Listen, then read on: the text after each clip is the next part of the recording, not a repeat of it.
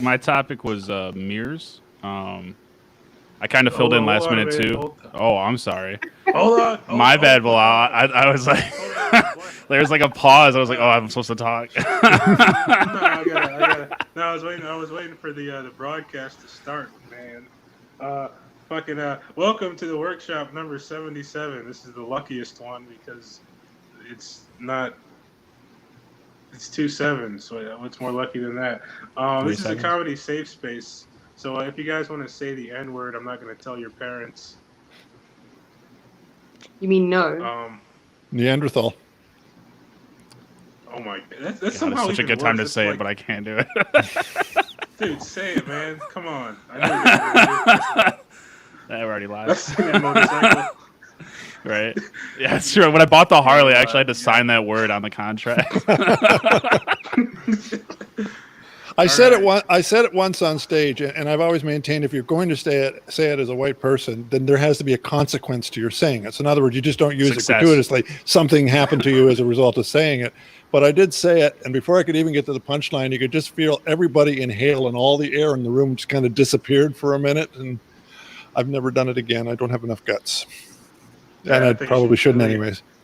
You should do it Yeah, all the time. but Jimmy, the first time you try a bit, it never works 100%. So I had a clan meeting the following week, and I didn't try it. I don't know what I was thinking. Yeah, that would have been definitely your demographic there. can I sign up for the clan open mic? So is that? Yeah. But yeah, man, I can barely get my jokes out through this rope. All right, so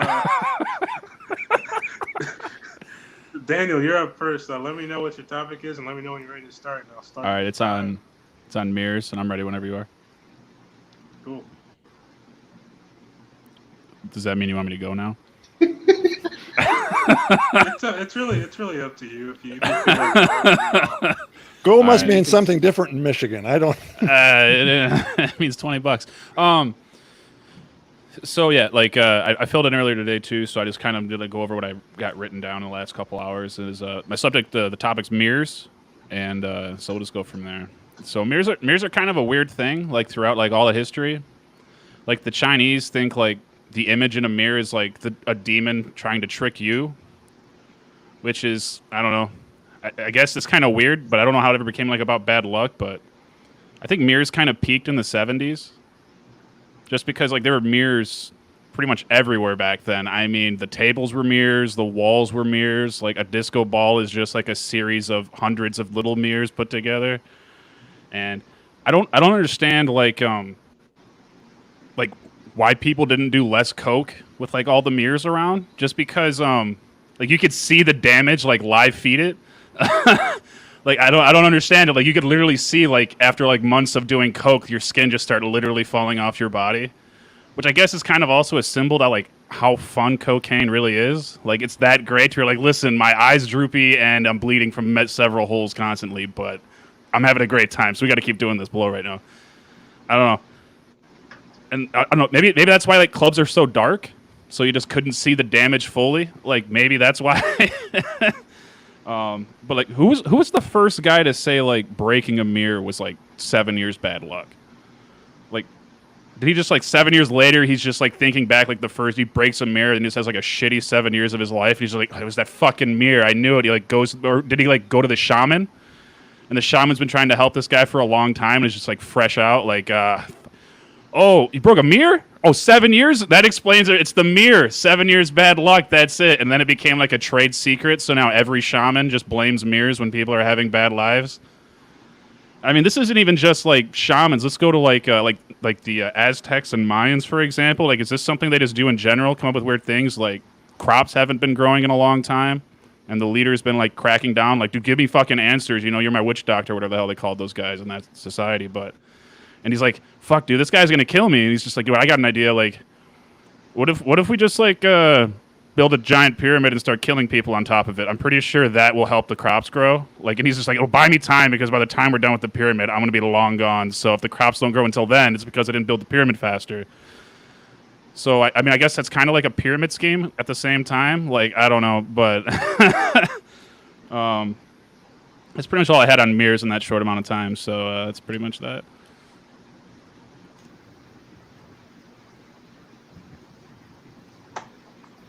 Woo! Yay, yippee, cool, I'm clapping. Yay.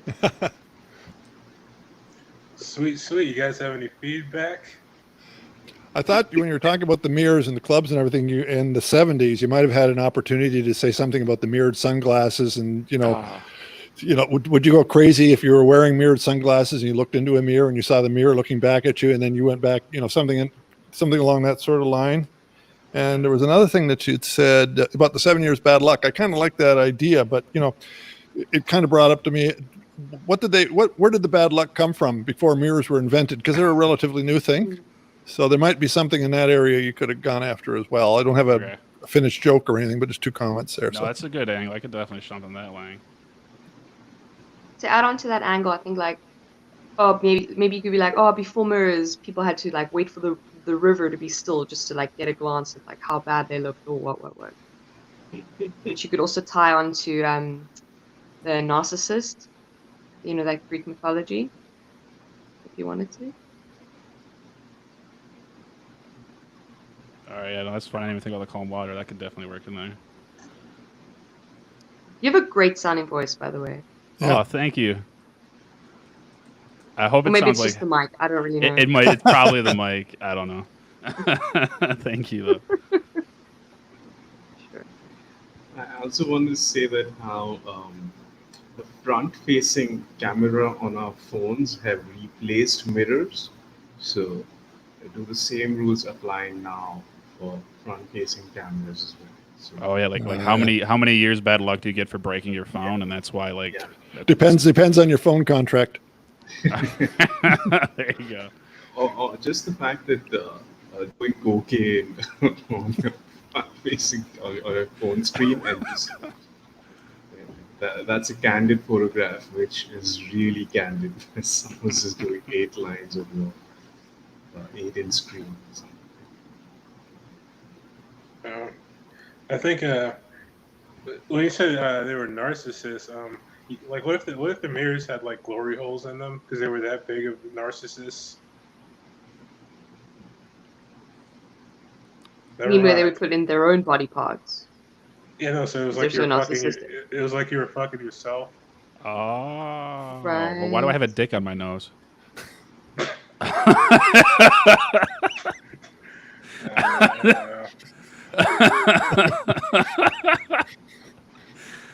I didn't get that, but okay. Well, if there was a glory hole in the mirror, and I'm looking at my reflection, that means there'd be a penis coming out of the center of my face in the reflection.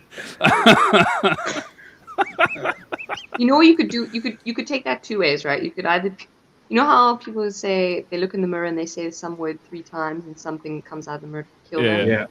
You could do something like that idea, but if you really want to go with the penis, or you can use. I love how uncomfortable it is when you say penis. Say penis. Penis. He was I was dating this guy. He was a pianist.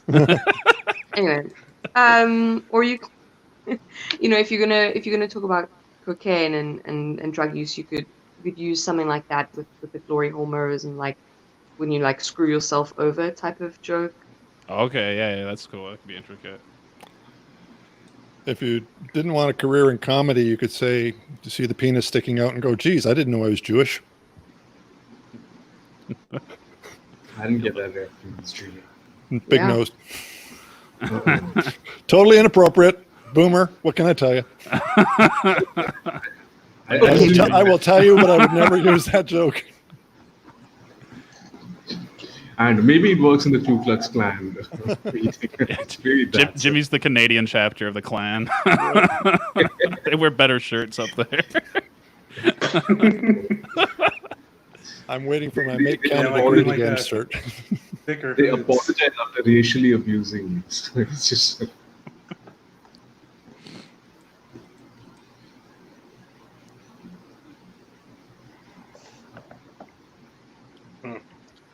Yeah, in the comments, Timothy Doyle said, every conspiracy angel with the 7 years of bad luck. I agree, good voice tone, a pinch slower to draw them in more. just my 2 cents. He wants you to be a bit slower. I suggest banging your head against that wall behind you a few times. Yeah, I mean, I think my wife doesn't want me any more retarded than I am, so I mean, did you ever hear that expression? I ate her ass like a retard on bath salts. Maybe she does want you to be more retarded. Just saying. Is that something retards on bath salts do a lot of? Like, is there like a mass ass eating back like epidemic going on right now? No, I think it was the face eating thing, and then it like Yeah, Mm. like man, an this analogy. you know would be better than this face, buttholes. Like, and they're just like, sorry, Saram, like your face right now says it all right there. But No, I didn't get the You could say something, context. Daniel. You could say something like, people with bar salts didn't realize just how hungry they were until they like got a quarter. I don't know. Until they started eating ass. I was gonna say when they started seeing themselves eat themselves. Oh. Right? Because they were. I don't know. Or you could go with eating ass. I don't know. Whatever. I usually do. Just kidding. It's gross. Don't floss It's all that. It's all that isolation yoga, isn't it? I said slower speed of speaking. Slower speed of speaking toward the punchline. Your cadence. No. Right. Yeah. Is there a way to not have it say maybe- Facebook user? I thought I was going too slow, honestly. I was looking on my phone to see who it was because I can't. I'm bad with technology. Anyway, yeah, but also, you think the mirrors were so you would know, like, if you dropped any coke? I mean, logically, that's probably what it was.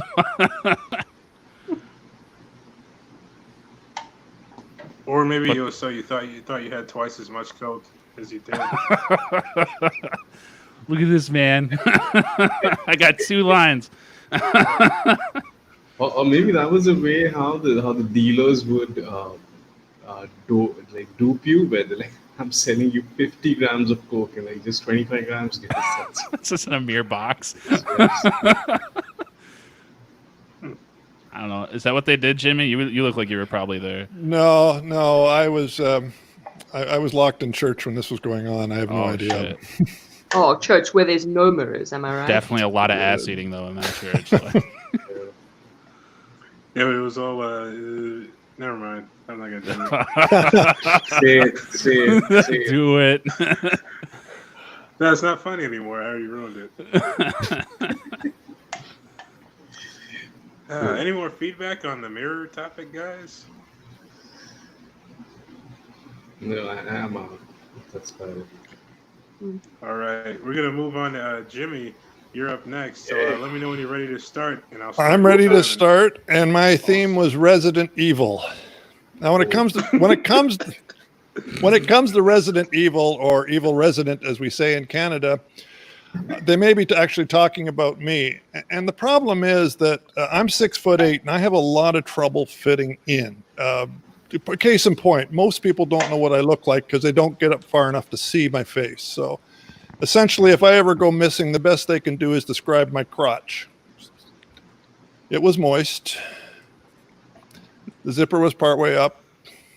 Underwear was hit or miss. For some reason, women only don't know the size of my feet. That's not a good look for an old guy. But maybe it is for the best because, let's face it, age has not been good to me. I have a face that looks like a chainsaw sculpture. If I dress in brown, I look like Groot from Guardians of the Galaxy. This is why I don't dress up for Halloween. That and the fact that a man my age in a costume is just one bag of candy away from a playground. You get dressed up, next thing you know, you're trying to show everybody your gummy worm. I used to live in a gated community. They had this sign at the front entranceway, residents and visitors only. Is it just me, or is that rather all-encompassing? You know, who exactly was that trying to exclude? The wildlife? Somehow I don't see a squirrel coming to the gate and going, wow, residents and wildlife only. I better take my nuts someplace else. It weird little community. They were very obsessed with their lawns and their decks and their pools, and I was obsessed with lowering my property value until I was being taxed as a vacant lot. I'd go away on vacation. I'd come back. They'd come up to me. They go, "Oh, we saw you were away, so we cut your lawn. We noticed your eaves trough was falling, so we replaced it. We saw smoke, so we put out the fire you set for the insurance money." You just can't talk to people like that. You know what I'm saying? If I had to put my finger on exactly when it was I became the resident evil, I would have to say it's when my next door neighbor got a hot tub. Gary is not a Gary with 2 R's, by the way. Gary is not a particularly sociable guy. He never invited me over. Something about my chronic ringworm. But he went away on vacation, and I thought, great, I'm going to sneak into Gary's hot tub, and I'm not going to wear a bathing suit. I'll just pause there and let that image sink in a bit for you. Well, I have to say it was fantastic.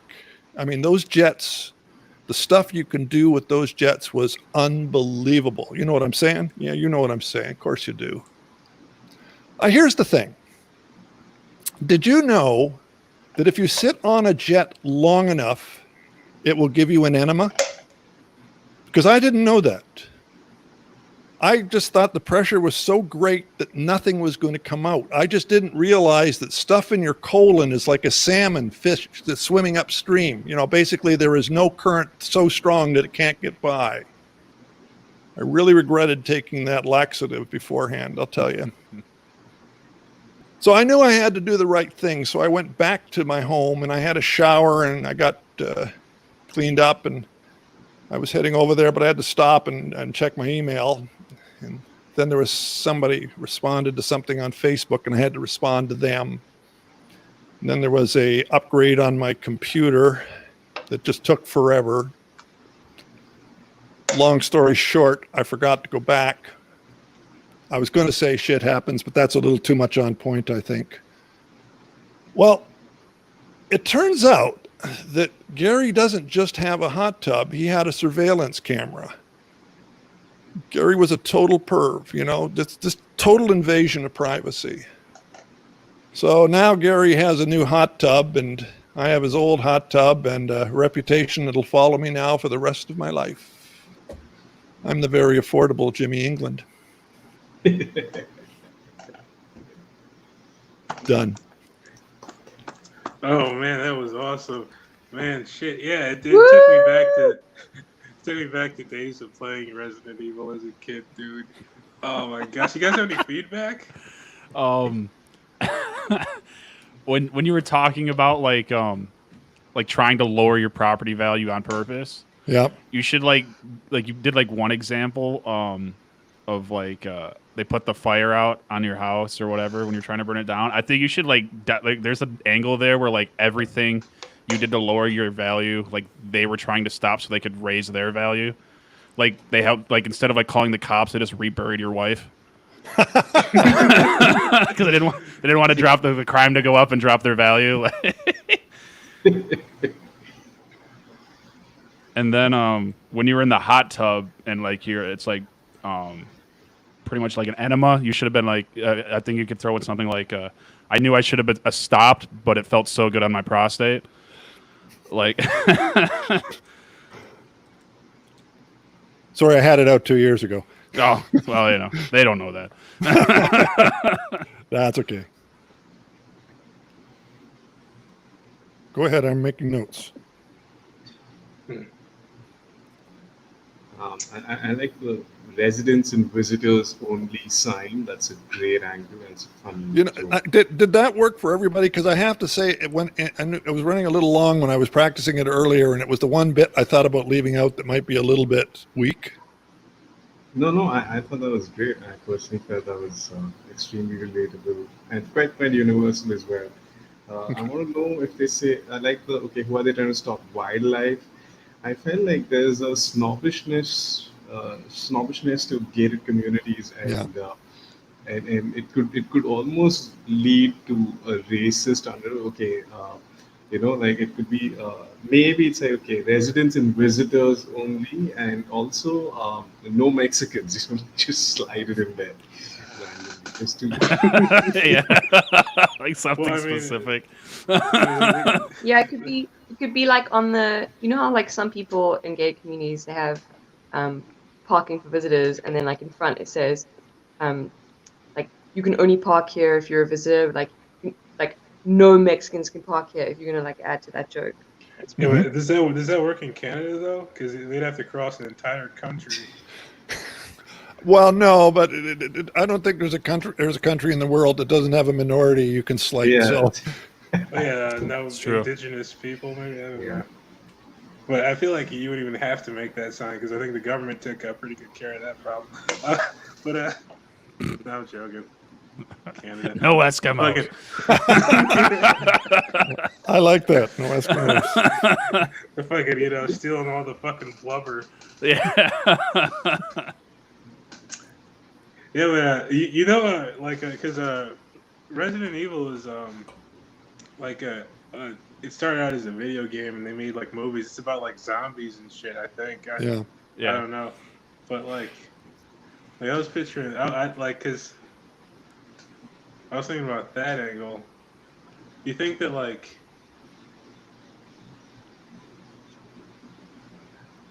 what if you were committing crimes in your neighborhood and like just blaming zombies every time? Like people were like, who's shit in my hot tub? And you're like, oh, must have been a ghoul. Fucking zombies are back. God. The hard thing is because I know where you're going there, and I like the concept. But when you're my age, I know absolutely nothing about it. My daughter actually worked on I think it was the second movie, but I don't know Name anything about. dropping, Jesus. So, Yeah, what can I tell you? She was a PA. What can I tell you? She once stood I next to think- Steven Spielberg. She once had Richard Gere sit on her desk at the school. Oh my lord. I'm never not watched even- that. Oh my god. Sorry. Today we also found out that Jimmy doesn't like his daughters.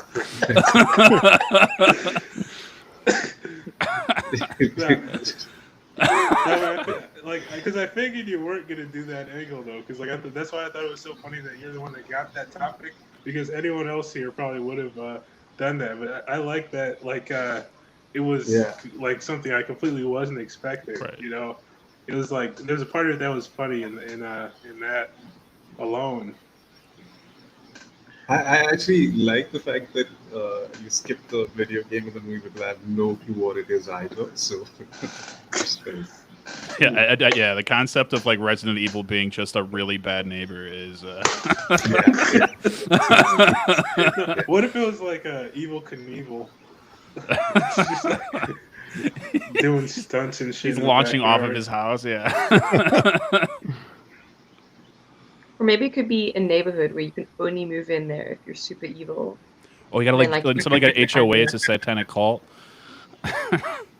Sure, I actually, yeah. I toyed with the idea of they thought the Stepford Wives was a documentary, but I didn't put that in. And it got a laugh. I should have put it in.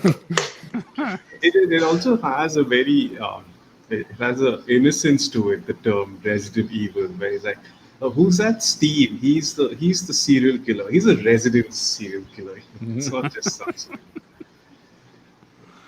We know him. Like, that's what he does. It's just that."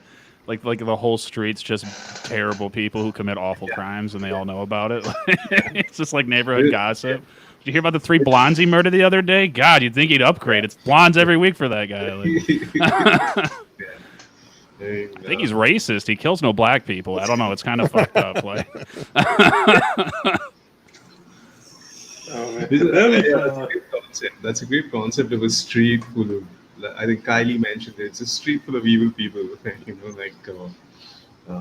Yeah. So you're there for the Nazi seminar. Yeah. See you there. Just Okay, good. Yeah. Awesome. Sweet. Shriram, you're up next. Yeah. We haven't figured out how to end the discussion. Move on to the next one, have we? Just saying words. No, Awesome. Oh, I yeah. figured we've reached the peak. Unless you guys have anything else to say, do you? Resident Evil. I mean, We covered a lot of ground on that one. normally I try to ask like, does anyone have any more feedback before I move on? But I feel like that was a natural end. Oh, good. What do you? I mean, shit. No, it's I, good. I always feel like applauding helps just to smooth things out, but that's just me. Cool. My topic was broadcast, right?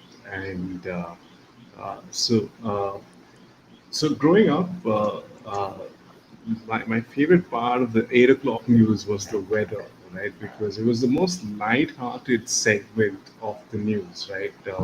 I remember the 8 o'clock news. There was a 10-minute segment where, for the first 4 minutes, the broadcaster would tell us how the country you're living in is fucked, right? Then for the next 3 minutes, he'll tell us how the world that we're living is fucked as well, right?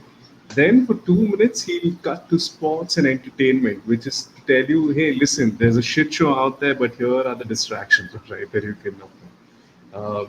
And then it'll lead to the weather, which was just the best sort of absolutely breeze to watch, pun unintended, and you ended your news day. In 10 minutes, you were caught up with the world, right? I also suffer from social anxiety, so I find it difficult to engage in regular conversations with people. And growing up, I was told that every time you feel like you can't make small talk, just bring up the weather. That's the key, right? So I started to think about how much weathermen in the news would be on the edge all the time. That that they have. That's how socially awkward they were. That they just bought up bring up the weather as a career choice. Like most of my weather talk was just like, yeah, okay, it's hot, it sucks, it's cold, it sucks. That's about it. But if I ever bump into Al Roker in the train, he would go on and on. He'd be like, yeah, the highs and the lows, the pressure, the wind, the forecast, the storms. And after a while, I'd be like, okay, listen, Al, I was just trying to be nice to you, right? Just making small. My stops here, I got to run, right? Enough of this, right?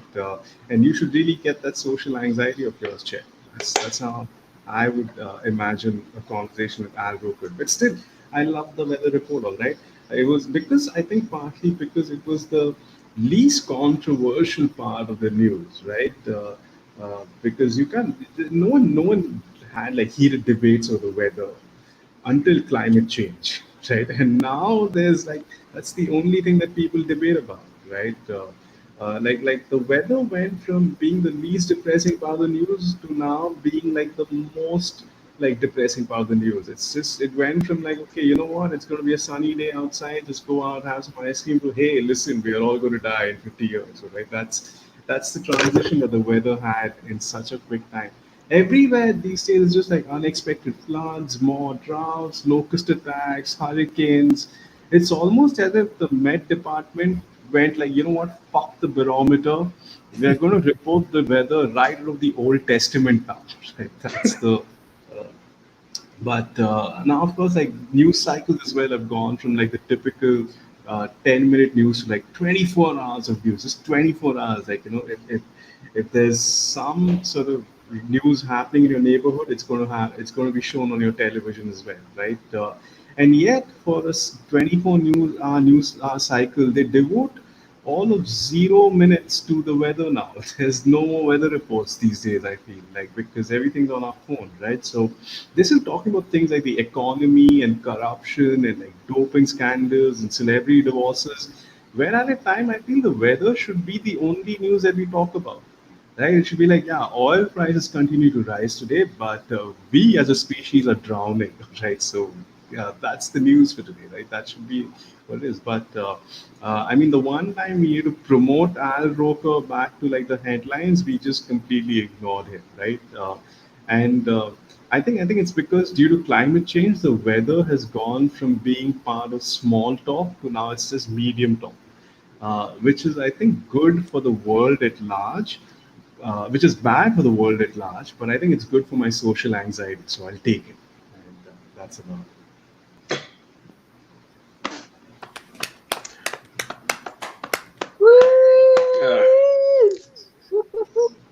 Cool. You guys have any feedback?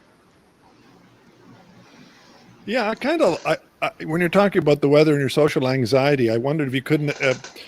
Just out of curiosity, do you really have social anxiety? Yeah, I You do, because you don't come across that way, and I wonder if you do that on stage because you seem perfectly comfortable talking to us. We don't know you, and we've said rude things and everything, and you have not had a problem with it.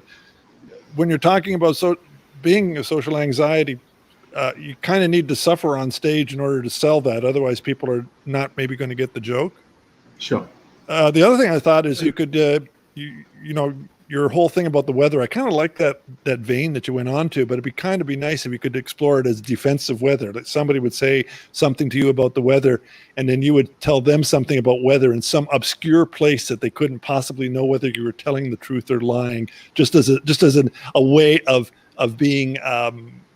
In part of the conversation, but just making stuff up as you go along. The Channel Islands today. Did you know that there's a 40-knot wind going on? There's a chance of ships coming in from the east. Could have real ball buster. I'm telling you that right now. So something along that line. It's all that.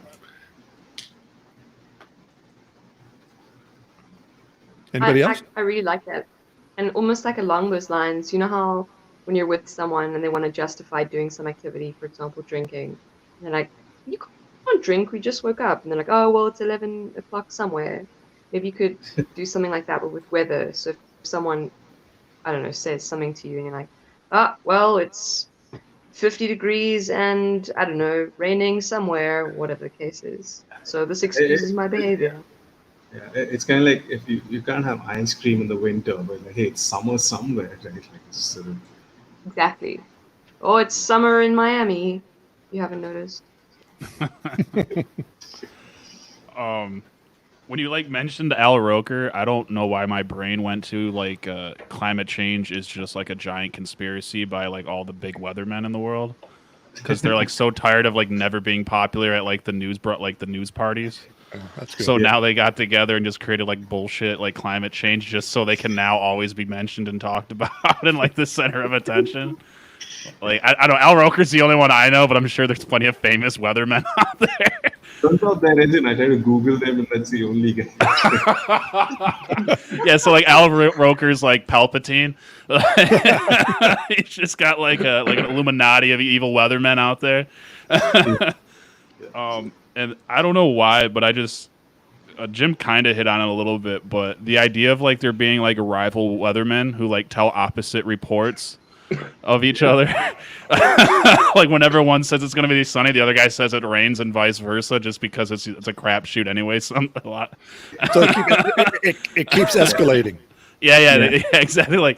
That's not a hurricane, that's a tropical storm. Trust me, nothing to worry about here, or whatever. Something stupid. Which is, I guess, the highs and the lows, right? You're such a, it's like the left versus right for weathermen. Yeah. What if it became a sport? People were betting on it and shit. The over-under. This town is going to be decimated by tornadoes. And then you got a camera in the town. Oh, please, tornado, one tornado, come on. And then somebody's fucking trailers just But yes. somebody came and beat the crap out of you because you had a barometer. And you were cheating. High stakes natural disasters. That'd be a great.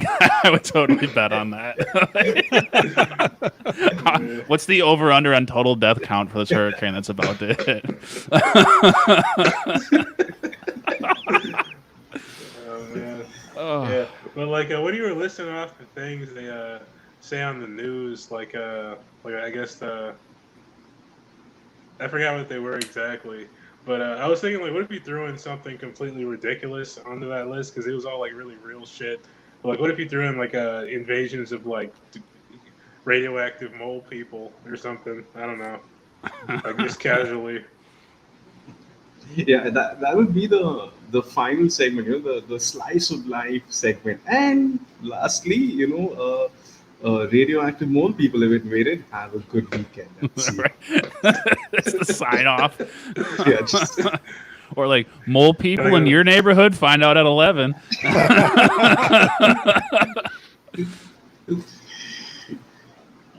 Yeah. Any more feedback, guys? It's a natural segue. I mean, take them where they come. All right. So next up, Kylie. Let me know when you're ready to start, and I will start your time. Okay, let me just. Yeah, I think I might be ready. Cool. Cool. How's it going? My topic is illness. And, I really had to think very hard about what's the topical illness that everyone universally would understand right now. And I didn't really think of too much that's changed. Yeah. I thought about COVID and I thought about how this is affecting everyone. And,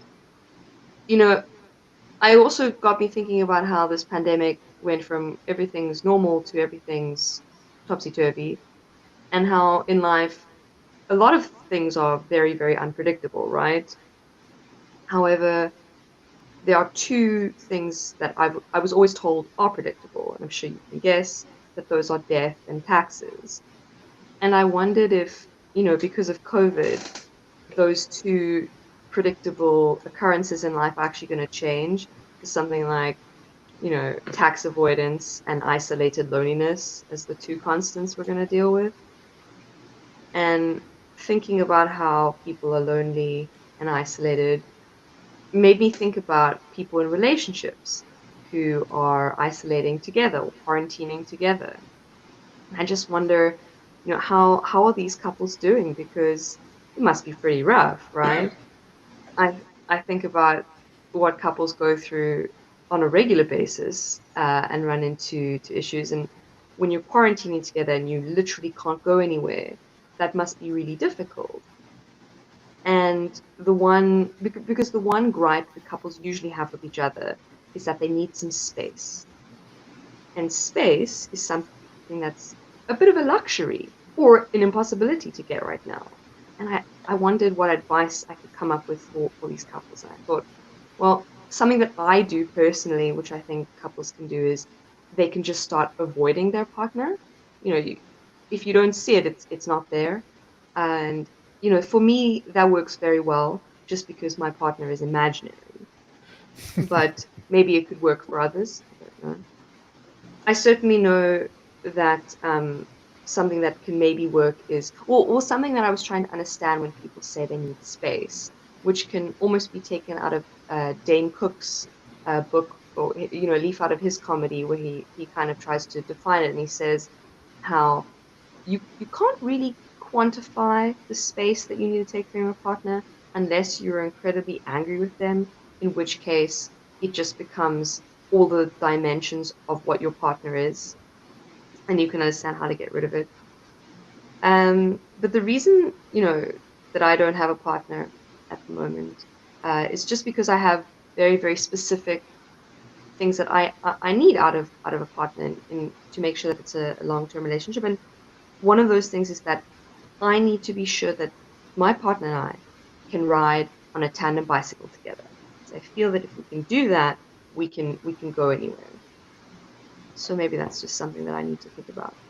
What else can couples do who are struggling with isolation? Well, if they're struggling with the concept of space and them not having enough of it, what if they minimize the space between each other, and then potentially in a couple months' time, they had this new distraction, and that would take their minds completely off the fact that they were, struggling with this concept. And, to me, I also thought, what other gripes do couples go through? And it made me think about the different power dynamics between couples, right? So you always find in a couple, you get one person that feels one way and another couple that feels almost paradoxically different. So I'll give you an example. I usually find with couples, there's one person in the relationship who's really relaxed about COVID. They don't mind going out. They're happy to buy their shopping in the groceries. Maybe they'll want to wear a mask. I don't really know. And then you get the other person in the relationship and they're super, super paranoid. They don't want to go anywhere. And I find that it's always the person with the higher power in the dynamic they're able to kind of take that on for both couples. So, for example, you get the couple, and the one who's really relaxed takes over for both of them, and they kind of, both of them are just, we're really relaxed, we don't mind what we do, and they kind of go out for their little tandem bike ride and realize that they can't ride this bike together, and then their relationship crumbles. Or you get the couple that become really, really anxious and they don't want to go anywhere. And I kind of, if I had to choose which one I wanted to go with, I think I would want to be on the anxious side of the couple, because they don't want to go anywhere at all. So, and because all of us are eventually going to get COVID and potentially die out, maybe it's better to not go anywhere at all, because we need to stay home and stay safe. So I think if you're ever going to choose, go with anxiety. And speaking of that anxiety, we think I thought a lot about illness, of course, because of this topic, and I thought about all the different kinds of illnesses that you get, not just COVID. And I kind of wonder, with illness, I know when I used to be a kid and I wanted to get out of things, I would always fake a temperature because I have flu, but that doesn't really work for me anymore. Where's my time? Okay, but except now, if I want to use illness to my advantage, and I want to get out of waiting in a long line, I just cough and splutter and go, oh, my temperature's been really high lately, and then I just get straight to the front of the queue. It's brilliant. Cool. All right, that was awesome. Sweet. You guys have any feedback? I like the way Bilal says that. It's almost like, you guys have any weed on you? Just that. Yeah, I could definitely use some weed. If you guys have any. Sorry, I that was quite enjoyable. I felt the aspect of the only two certainties in life are death and taxes. So I want to know, what if the day someone dies of COVID, the IRS is behind them as well. They haven't filed a tax. I thought that was a very interesting angle. Maybe the only way a couple can now get some space is if one of them intentionally contracts COVID, and they got it quarantine now, got to get away from it. And I thought there's something about using an illness as an excuse to get out of things. I'm not sure what the angle is, but I think there's something there in there. So yeah. Cool. Thanks. Sorry, go ahead, Jim. No, you go ahead. You jumped in there. All right. So like when you were talking about like what like couples are doing to like get away from each other, like did you say you're like single right now, right? I did say that. Okay. So like one thing right now that I've thought about doing several times, because I'm married, is just like, you could kind of like, everybody would relate to this right now. That's a couple, at least in the artists, could be like, it's like drugging your spouse like acceptable right now? Like, we all know like it's wrong, but like wouldn't we all just kind of understand at the same time, right? Like it's like an easy jab. And then when you're also talking about like certain things like couples are going through too, it's just like couples that are like new and don't really know who the dominant one is yet. Like, are they having like fights for who's alpha in the living room currently? Like, like that's like an angle to take on that too. I like the angle you had of the, you didn't have a partner, which I thought you could have done a lot more with, to be honest with you. I don't have anything specific on that area, but I thought that was kind of a neat little place to go.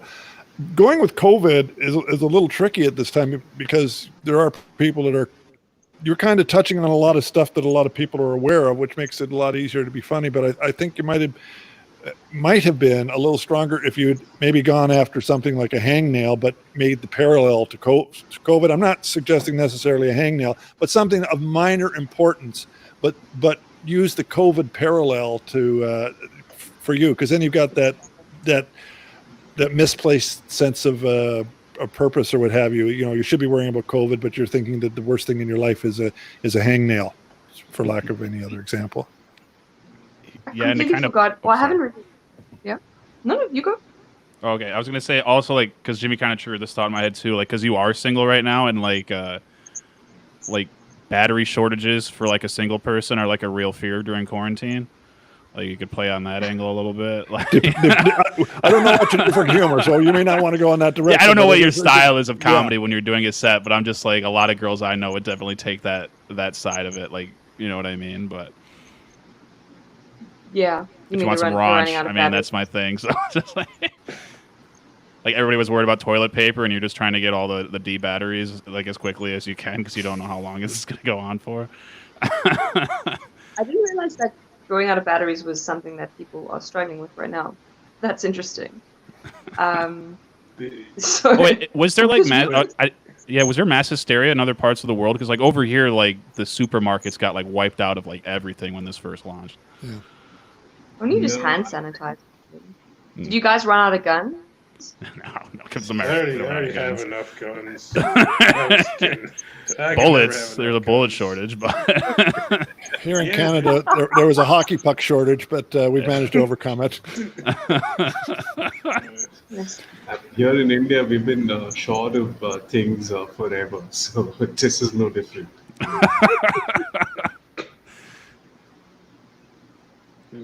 So what I was going Yeah. to say was, I'm still working on the joke between people being really sick with COVID-19 and you're not sure if they have it or not, and kind of to bring in like it feels a bit like dealing with zombies. You know, are they dead? Are they alive? Something like that. I'm still working on the phrasing for that joke. The Schrodinger's illness, like you don't know whether you have it or not. Yeah. If you don't get tested, the test is like opening the box. Yeah. When you're talking about the battery thing, I was thinking like, what if you had to use like a fucking potato or some shit? You go back to science class. A fucking potato-powered dildo. Yeah, I don't think that's a vibrator. joke. I read My that. bad. I read that in a Cosmo a few years ago. It's like a girl's guide to going camping without your vibrator. Just use So a she fucked chocolate bar and a herself with a condom. potato. Oh. A chocolate bar? What? Hold on a second. Yeah. A How big are your chocolate Yeah, bars in I mean, Africa? you can- First of all, like, a Hershey's bar or like a Snickers? I could see a Tootsie Roll. That would make sense. When I want to make it out of this world, I just have a Mars bar? Question mark? oh, You don't get there, snap. but And when you're feeling like a high class broad, you get that 100 grand in there. Am I right? All right, here we go. I heard paydays are ribbed. Oh man, nougat. Fuck, I forgot what I was gonna say. Oh yeah, I was thinking like if you're lonely during quarantine or something, like, or if you're looking for a partner, like you know how like some people instead they like get pets, like you know a lot of ladies would get like cats or something, or like a dog. What if you were like imagine like riding a tandem bicycle with your cat Hmm, or doing all this shit? that's interesting. Yeah. Yeah. got to break up because she couldn't hold on. Would work. Yeah, Yeah. you accidentally end up running it over, and it's a fucking. No, don't break up with the cat. The cat breaks up with you. Find a reason and have the cat break up with you. It's a funnier concept. That's actually pretty funny. The cat's like, it's not you, it's me. Ow. And the cat like rides away on the tandem bicycle like without you. It's two cats. I'll change your cat litter. I'll change it. Right?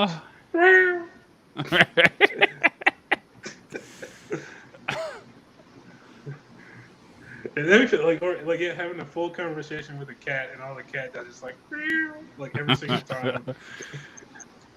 I told you I didn't like being called that. I like that line.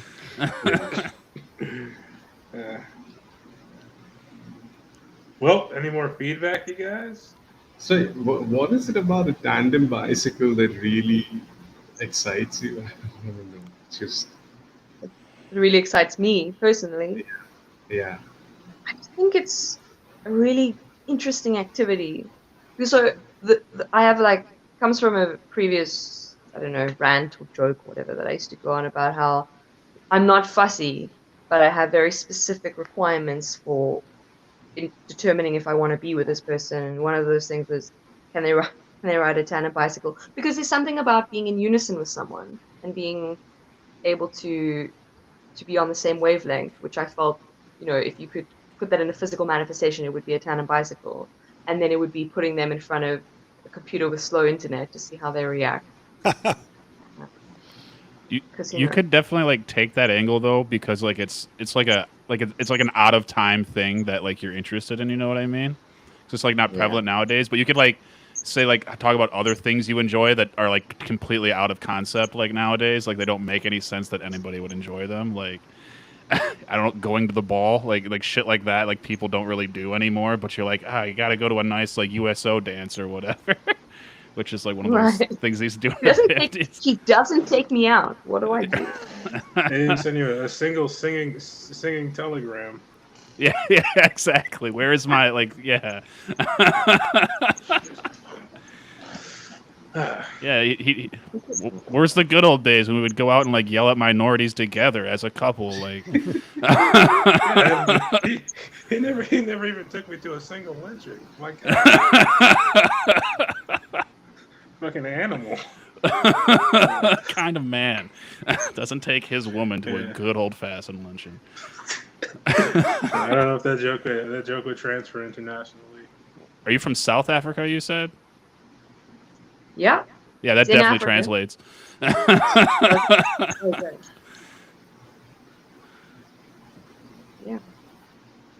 Yeah. Yeah, good old universal topics. Any more feedback, guys? Okay, I guess it's my turn now. My topic was fate, and I really spent a lot of time writing this, so I hope you guys like it. Fate is weird to me because like fate can be like either a really good or really bad thing. You know, like if you meet your soulmate, you're like, oh, this is fate. The fates were, in my favor or whatever. But like fate could also be you getting like hit with a baseball bat until your dick explodes, and that's just how you die. Like that could also be fate. You know, like fate is normally like some shit that's like out of our control, and that's the scariest thing ever. You know, shit that's like completely out of your hands, but it's gonna happen to you. You're gonna have to deal with it anyway. Like, cause I mean, I don't know. Like, I hope like I hope fate is when someone says, "Oh, your fate is looking like weird." You hope it's good weird, not bad weird, because like your fate could be like to I don't know, get turned into a spider or something, and then you got to crawl around and like find like bugs to eat, and then or maybe you could like you could find a person or something to feed you bugs. Like maybe if you were a talking spider.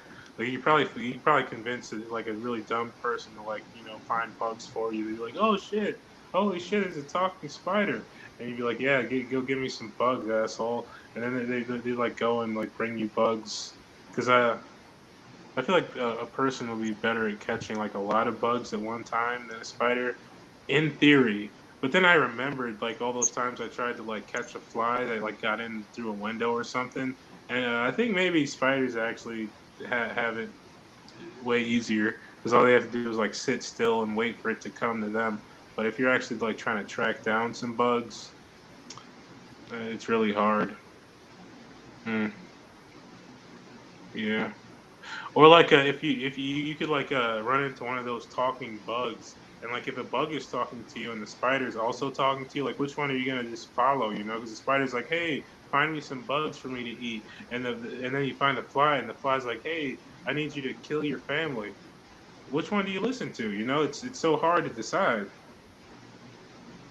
Because like on the one hand, like the spider's like trying to get you to give it bugs for itself, but the fly telling you to kill your family is probably just trying to look out for you, because they've been getting in your way this whole time anyway. You can't just like. I mean, what do you want to do? Just like live with them forever?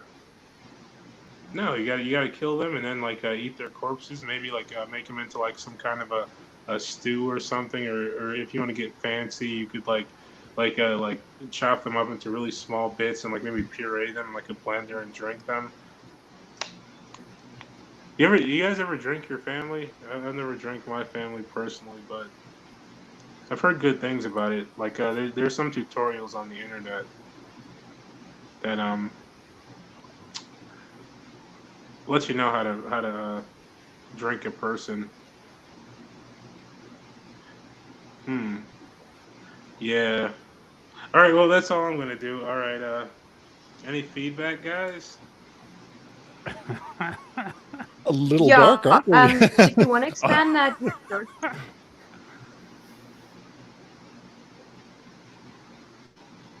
Huh? if you want to expand the joke about there's tutorials on the internet of how to kill your family, maybe you could throw it up with.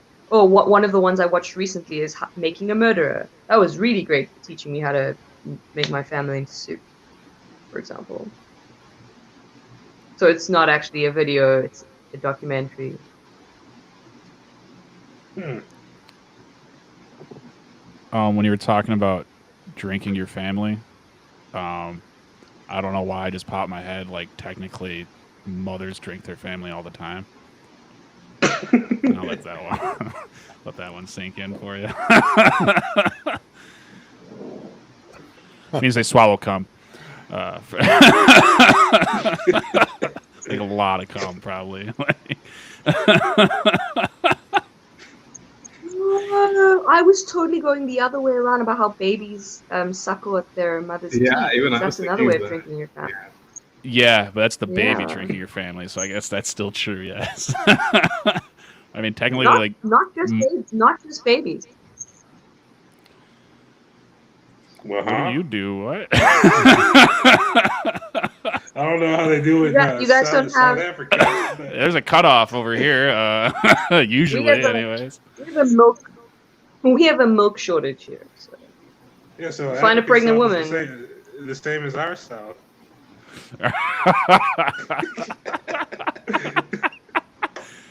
Mother, I need some for my Kellogg's.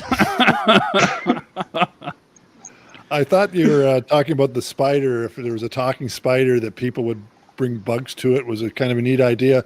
But you could have maybe worked along the lines of, then had the epiphany that, you know what, even if you weren't a spider and you said you would eat bugs, people would go and bring you the bugs because you would eat the bugs. So you didn't have to be a spider.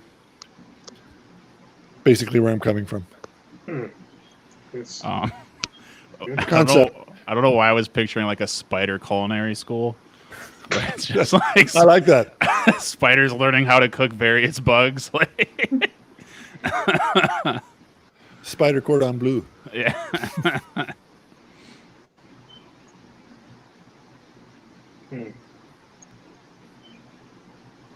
I want you to go on about the way you started, where you said, okay, there's good fate, which is you meeting your soulmate.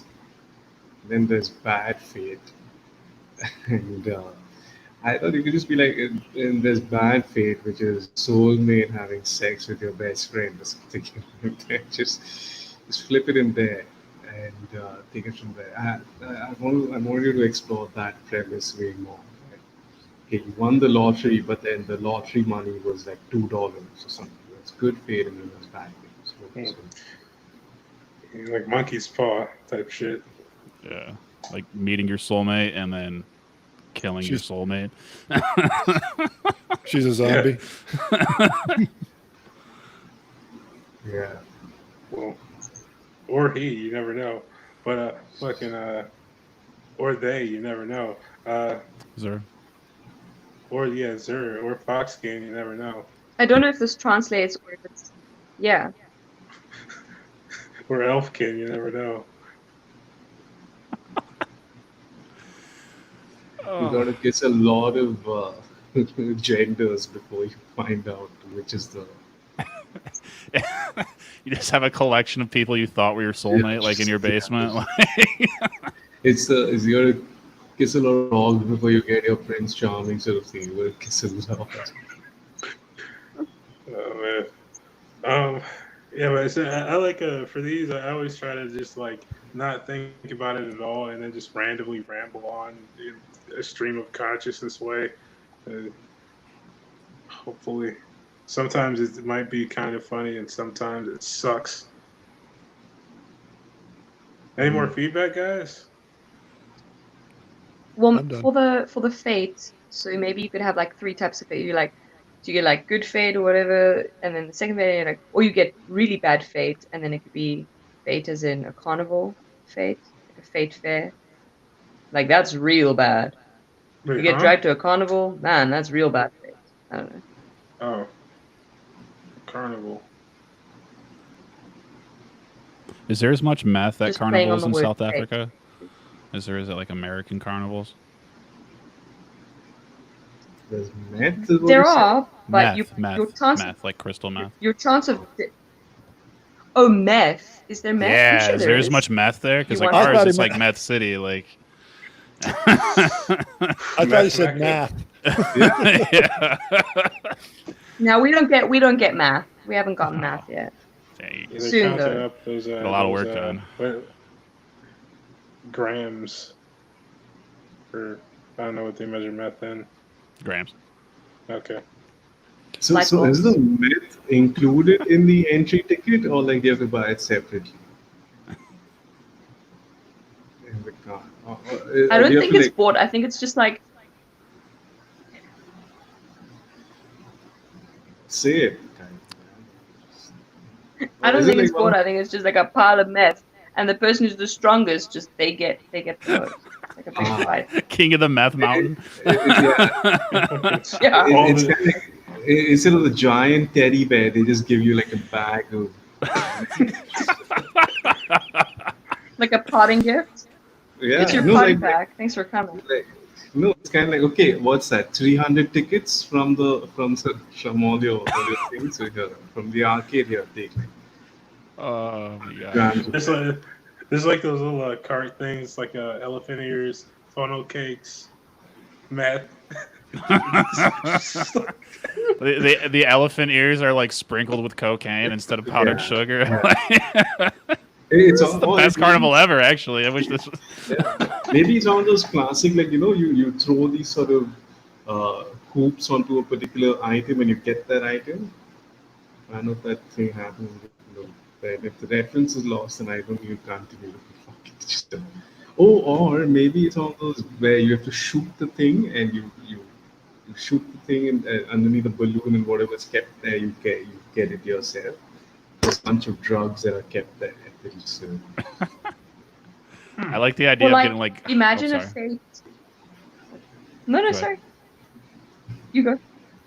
No, I was like, I like the idea of like doing a bunch of meth and then like running into like one of those fun houses with mirrors and like trying to find your way through it really fast. yeah. But but you're all methed out, so you just really just start disassembling it at the same time. Going back to your mirrors bit, going to the House of Mirrors just to do some math here, interesting.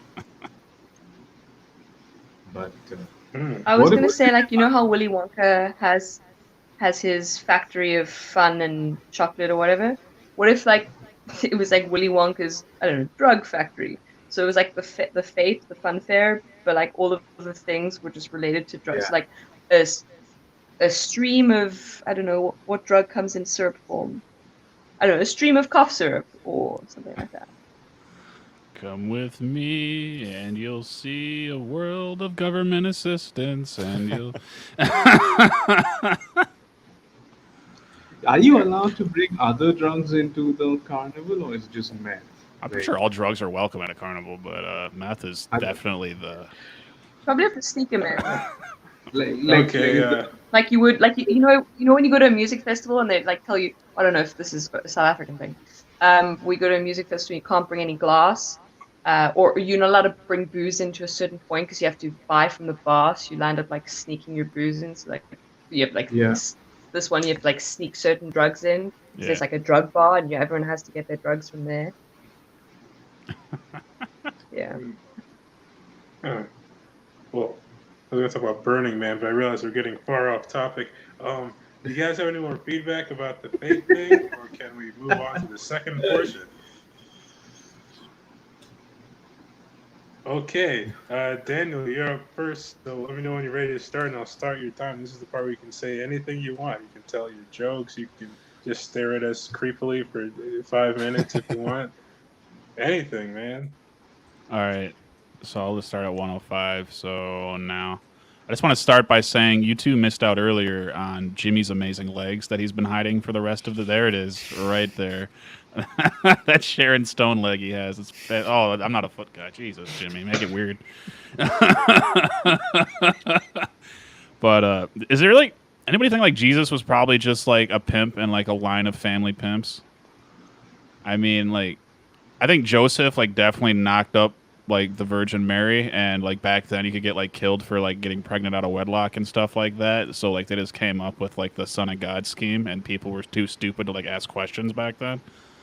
They're just like, oh my God, really? God did that? And like, yeah, trust me, man. Follow the North Star and you'll see. But then like Jesus came out, and like literally like half of the stuff he was talking about, he's like surrounded by hookers like in the Bible, which is, you know, stuff pimps do. And he never fucked any of the hookers supposedly, but he had like a main hoe like Mary Magdalene. Like he does a lot of pimp stuff. Like he turns water into wine and has like parties. You know, he's like, oh, there's not enough food, and he summons more food. It just keeps that party rolling. He's always got like a legion of hookers with him. Also, he also has an entourage, which is kind of things pimp do. Like, are they just like other pimps from the surrounding areas? I don't know. I thought that was a possibility. And then it's weird. Like, we'll have like those friends that have like stupid, brilliant ideas. You know what I'm talking about? Kind of like my friend. Like, this is back when we were younger and single, and we were living together. And he thought it like in order to like challenge himself, he wanted to try to figure out how to sleep with lesbians. And his brilliant scheme was he and me would get like legally married and pretend to be a gay couple to make them comfortable, and then try to convince them that we'd never been with women before, in hopes that there'd be like an intermingling there, which is the dumbest shit I've ever heard. But at the same time, it's got a shot at working, maybe. Like, I don't know. Like, those situations could happen, especially once alcohol's introduced. And then, like, another buddy who wanted to get herpes when he had a herpes scare, and like he also had like an HIV scare, and his thoughts really just were like, I now have like a whole new like stable of women I can sleep with, because, you know, those ladies that are like sexy and have HIV don't really go out that much because of that. But if he had HIV, now he somehow thinks like he has a chance with these girls, which is just an interesting concept in itself. Like, I don't know. And do you think it'd be like crazy like when time machines come up, if you went back to like old battles where like one side was completely ridiculously like out-teched, kind of like when the British were like invading like Zimbabwe, and like Shaka Zulu just had like spears and they like held them off for a long time, but like you go back in time and give like the Zulu tribe like machine guns and just let the havoc wreak out, and then just go back and read the history books, like don't see how it plays out, and it's like a totally different world. It's like a real life like Wakanda. I don't know. I thought that would be a pretty funny concept. Yeah, that's about it for me, I guess. I'll end there. About 5 minutes. Yay. Sweet. Awesome. You guys have any feedback? I thought when you were talking about Jesus and the food and wine, you might have made some reference to perhaps he was into catering. Yeah, I mean, yeah, you could definitely take the catering angle for sure on that one. That could work. Yeah, with that, I feel like if you're going to an angle, then I want to explore what the three wise men did, where like they came from faraway lands bearing gifts just so they could get hooked up, you know, by Jesus. Yeah, because Jesus' stepdad was just like the main pimp. We've heard about your services from faraway lands. We're here for the best whores in the world from Jesus Christ. Yeah. He was basically what Thailand is right now for a lot of people. That's the. and with I don't know. I enjoy the premise of your friend who wants to be gay with you so that he could see if you guys could sort of hook up with lesbians. Where they say that none of us are 100% straight or gay or whatever, in like biologically speaking, right? So maybe it could end with you finding out that there are some people who are 100% gay, especially when they meet you guys. You know, so Okay. Yeah, I think it was like Confucius or something said all hot lesbians are actually bi. yeah. You'd have your friend actually be successful and discovered he was a lesbian. Yeah. I didn't say I could figure out how it worked. I just It'd be That was- great if they rubbed off on you guys, you know, where you guys don't end up hooking up with them, but suddenly you have like better haircuts and like you're dressing better, grooming yourselves. Yeah, so like we steadily just get too into it, and then he turns out Yeah. to be completely gay the whole time. He never knew it. Or I was Yeah. also thinking like wigs are a lot cheaper than marriage. Then there's the penis. I mean, by the time you get to that point, That's- Okay, like, I can it be think- you can be like, oh, I just got a big clit. Sorry. the largest clit you've ever seen, I swear.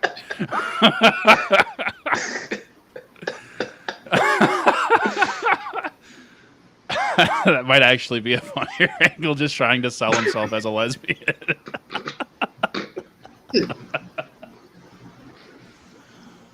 Also, it's infected, and every now and then it oozes, so just...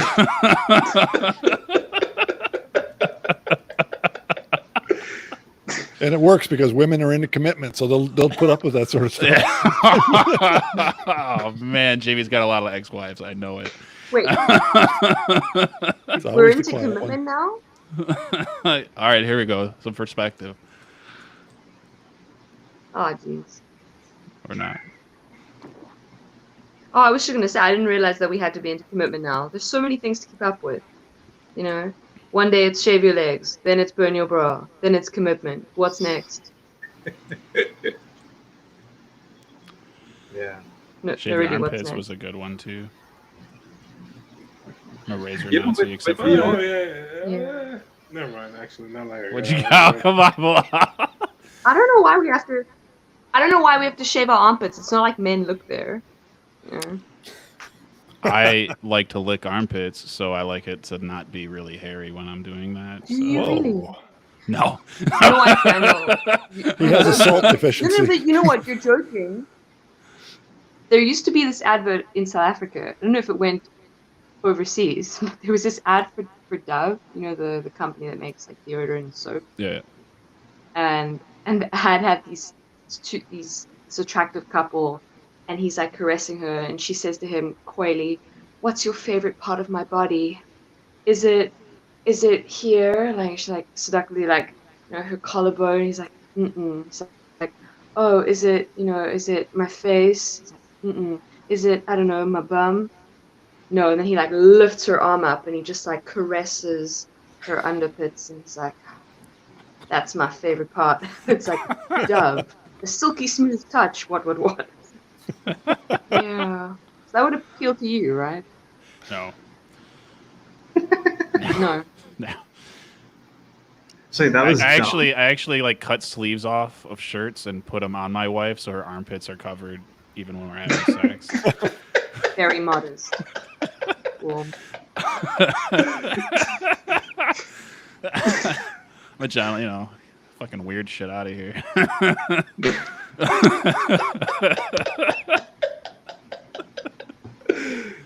So what happens to the shirts after is that Probably donate them to some poor kids down the road. It's summer. I think I might have one of those. A Send a shirt or a shipment poor to kid down the road. No, armpits, I think. Both. Tiny. Those armpit thing that we're talking about. You laugh now, but wait till my sketches get to Giorgio Romani and they start making those armpit covers. I'm telling you. Yeah. It is, Oh, Cool. I think I got a new bit now. All right, that worked. Yeah. you know, but we all have that one friend who we're like, hey, you know what? If you were the opposite sex, I would totally like marry you. That's it. Like, like, like I have a guy friend, and we're like, fuck, if one of us were like of the opposite sex, we'd totally like be in the best relationship ever.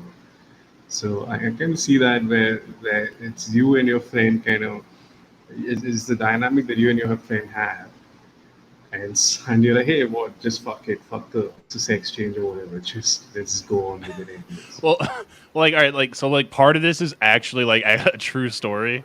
Like, we really did like have this conversation before because we were just like at the time, anyways. Because I think we were like 21, or which is like when you can start drinking and going out and stuff like that in the States.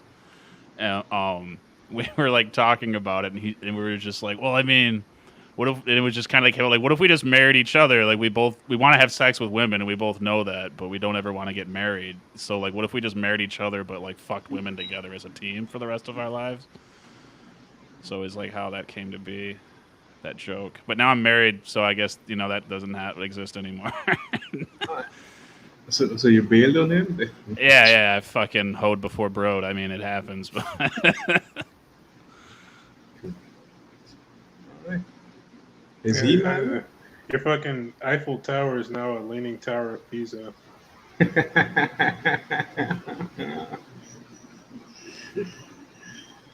Oh, that's a. I know that reference is lost among, but that's a very good reference. Any more feedback on that set, you guys? Okay, Jimmy, you're up next. Let me know when you're ready to start, and I'm ready to go. I'm always ready. Sweet. We wanted to take our grandkids on a really great vacation. We found this brochure for a 46-foot houseboat for $500. Now, do you remember that RV that Cousin Eddie was driving in Christmas vacation? Imagine that on pontoons. No life jackets. Apparently, that's what the brochure meant by your kids will learn to swim. But they did have a half-hour course with Cousin Eddie on how to operate the houseboat. The more perceptive among you may have noticed a little foreshadowing there.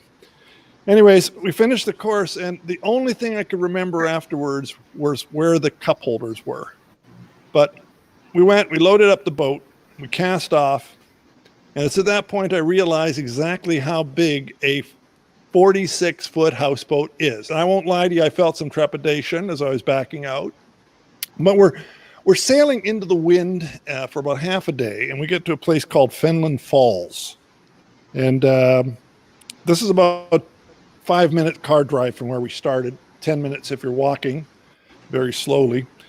At Fenland Falls, there is a lock that takes you down 23 feet. Well, I didn't want to take the Edmund Fitzgerald in there, so I put her in reverse, and the wind has shifted around at this point, and I throw out the anchor. Listen, if you were ever on a boat, a strange boat, and you have cause to throw out the anchor, make sure it's tied onto something first, okay? Just a little tip. My grandkids and my wife are back paddling frantically trying to stop us. Long story short, I put the boat in the lock sideways. So people are laughing at us. The grandkids are crying, and my wife says nothing and may have saved our marriage. So I decided I've got to save the situation. So I tie up the front of the houseboat. Now, later, Cousin Eddie would claim that he told us never to tie the boat up when you're in the lock. They let the water out, and the boat is now hanging at a 45-degree angle. The barbecue slides into the water. Grandkids are rolling on other boats. And at that point, all I want to do is return the boat, have them pick it up, and go home. That's it. But before I can do that, I have to park the boat. And the only place I can find to park the boat is against a rock cliff, where I will have to parallel park between a boat owned by Veronica Lodge's father and Bill Gates. Well, it turns out I am great under pressure, because it was at that moment I remembered Cousin Eddie said, what you want to do in that situation is you pull the front of the boat in and you tie it off. Then you turn the steering wheel and you goose it up, and the rear end of the boat will just glide over nicely into place. So I pull the front of the boat in and I tie it off, and now I'm feeling like Captain Phillips. I've got this down. This is a piece of cake. So let's review. The front end of the boat is tied up. My wife is at the back of the boat with a coil of rope to tie up the back of the boat. I turn the steering wheel and I throw the throttle straight up to the top. And it was at that point that I remembered something else Cousin Eddie said. He said, remember to be sure you're in reverse. The boat smashes right into the rock face. My wife, at the back, literally flies 46 feet through the boat. The grandkids thought it was the greatest thing ever. They thought she was a superhero. She landed and she started speaking in tongues, they thought. She wasn't. I knew exactly what she was saying. Well, we managed to get the boat tied up. And we get off the boat and we go have some supper, and buy some groceries and do a little sightseeing. And when we come back, the boat is gone. It sank. It is now under 25 feet of water. And the only reason I'm telling you this story is if you are ever in Fenelon Falls and you find my wallet floating around, will you send it back to me? I am still the very affordable Jimmy England.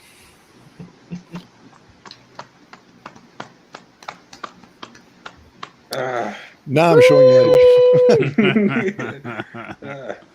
You guys have any feedback? So when, like, all right, I don't know. I was just picturing like a stereotypical captain situation, to where like your wife and grandchildren, and maybe you could even say like your kids too, were all on the boat, and then when issues started happening,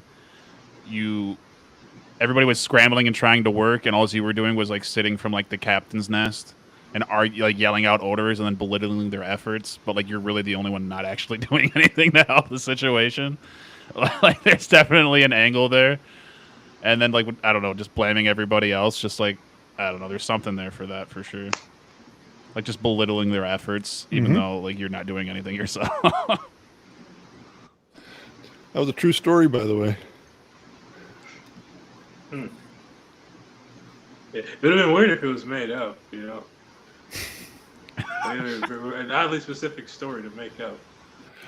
Yeah, well, there's elements that aren't, but I actually did ram the boat. My wife did fly 46 feet through the boat. Or it could be like you were that close to being free. If she could only went 50 feet, it would have been, you'd have finally been free. Don't go projecting your marriage onto mine. Okay? I'm just saying. Or what if your wife is a millipede? Never mind. For some reason, Jimmy, I thought this would have been the ideal sequel to the movie Titanic if it had a happy ending. Where, sure, those guys survived the sinking of the ship, but then they ended up having, you know, kids and grandkids, and then they took them on this boat trip, and they realized how much they hated each other. Instead of a Titanic, it's called Lilliputian or something. Okay, I see where you're going. And there should be, I feel, at that moment, a huge argument where you'd be like, you know what, I'd much rather you drown that night than survived. Yeah. So on a side note, I want to know if you're adopting more grandkids, because I'd love to. So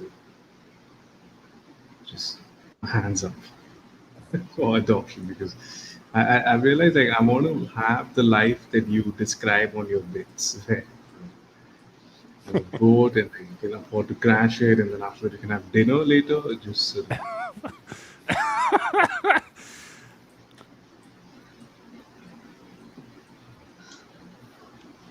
Anything else out there? Yeah. also, is the I Bill would- Gates thing true? Where there's two boats, one of them owned by Bill Gates. No, but they were fairly expensive. I actually had earlier in the trip. I didn't go into it because it didn't really work in comically, but I did actually go into a lock sideways and scratched a very expensive boat with a boat pull because they didn't tell us to use the blunt end, but we were using the pointy end, and we get down, we go through, we go down the lock, and we pull up to the sidewall there, and the OPP police come on board, and it was hilarious because it was a lovely boat that we had, and he comes in and he doesn't really care about the report. He's going, "This is a really nice boat, you know that? What's it cost for something like this?" Okay. See, hold on. That's a different angle right there to where It like is. you were asking for help, but the whole time they're just admiring all the boats that are way better than your boat around you. So Yeah. like your Oh, boat's I like slowly that. Yeah, sinking. yeah. But they don't give a shit because your boat is nothing compared to the other ones around you. Like they're there to help you, but then they get called off to like a boat that has like a very minor issue, but it's a way nicer boat, and they just abandon you.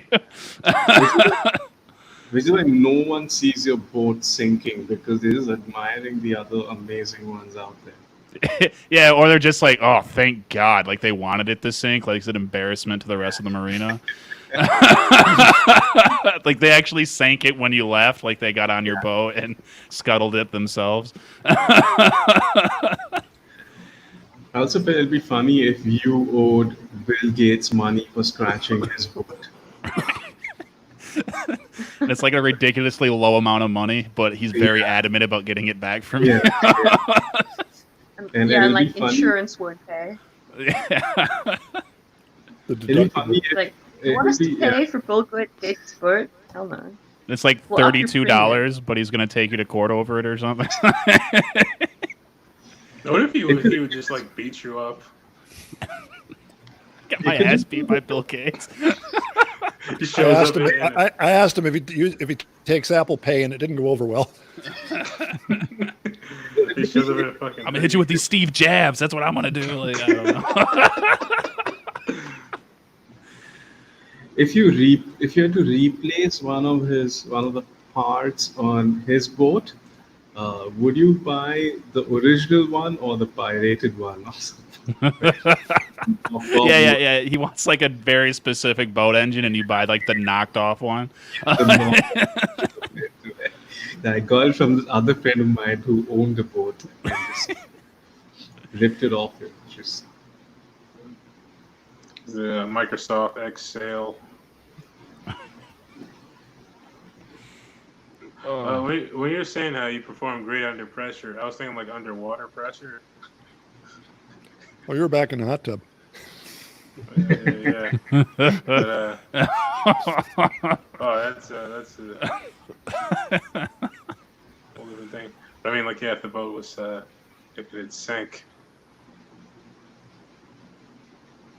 then there could have been a pun. Any more feedback, guys? Resounding no, as always.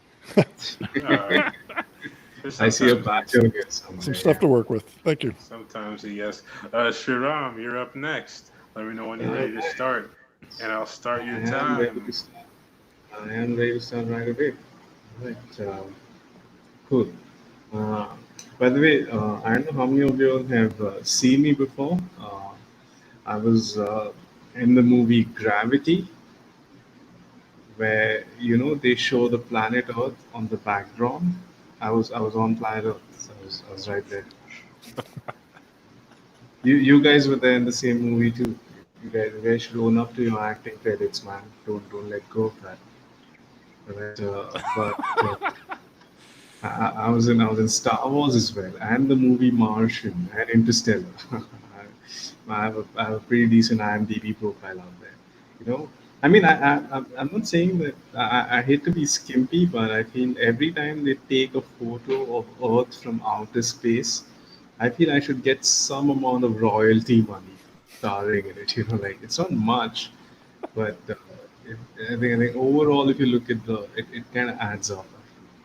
Uh, but that's just a random little startup. Anyways, uh, uh, I, uh, I've realized I hate people who do drugs. I mean, I find them extremely annoying because they always have to one up every activity that you've done. It could be like, you know what? I went to the amusement park the other day, and those guys will be like, yeah, but have you been to the amusement park while stoned? That is way better, yeah. Like, you know what? I saw the birth of my first daughter the other day. Yeah, but have you witnessed the birth of your daughter while stoned? It's way better. Yeah, we get it. Everything for you is better when you're stoned. Okay, we get that, all right? Like, I just want one of them. I don't want to go to one of them like, hey, listen, I know you're stoned, but have you tried growing a personality? That is way better. I have one of those. The only people who I find more annoying than stoners are people who own bitcoins, because both stoners and Bitcoin owners, they seem to claim all these benefits of whatever they do, which only they can see, but the rest of the world has no clue about. Like I have one of these guys. If speech is silver and silence is golden, guys, how do we get Bitcoin owners to shut the fuck up? Any suggestions on that? No, but like recently there was a great piece of news where Bitcoin hackers, they hacked into the Twitter accounts of Bill Gates, Mark Zuckerberg, and Jeff Bezos. All right, they hacked into Twitter accounts of all three of them. The combined net worth of those three people was about like 5 million bitcoins or 2 bitcoins, depending on what time of the day you checked the rate of bitcoins. Right, it was that fluctuating. What else do I have in mind? I have a very bad fear of flying.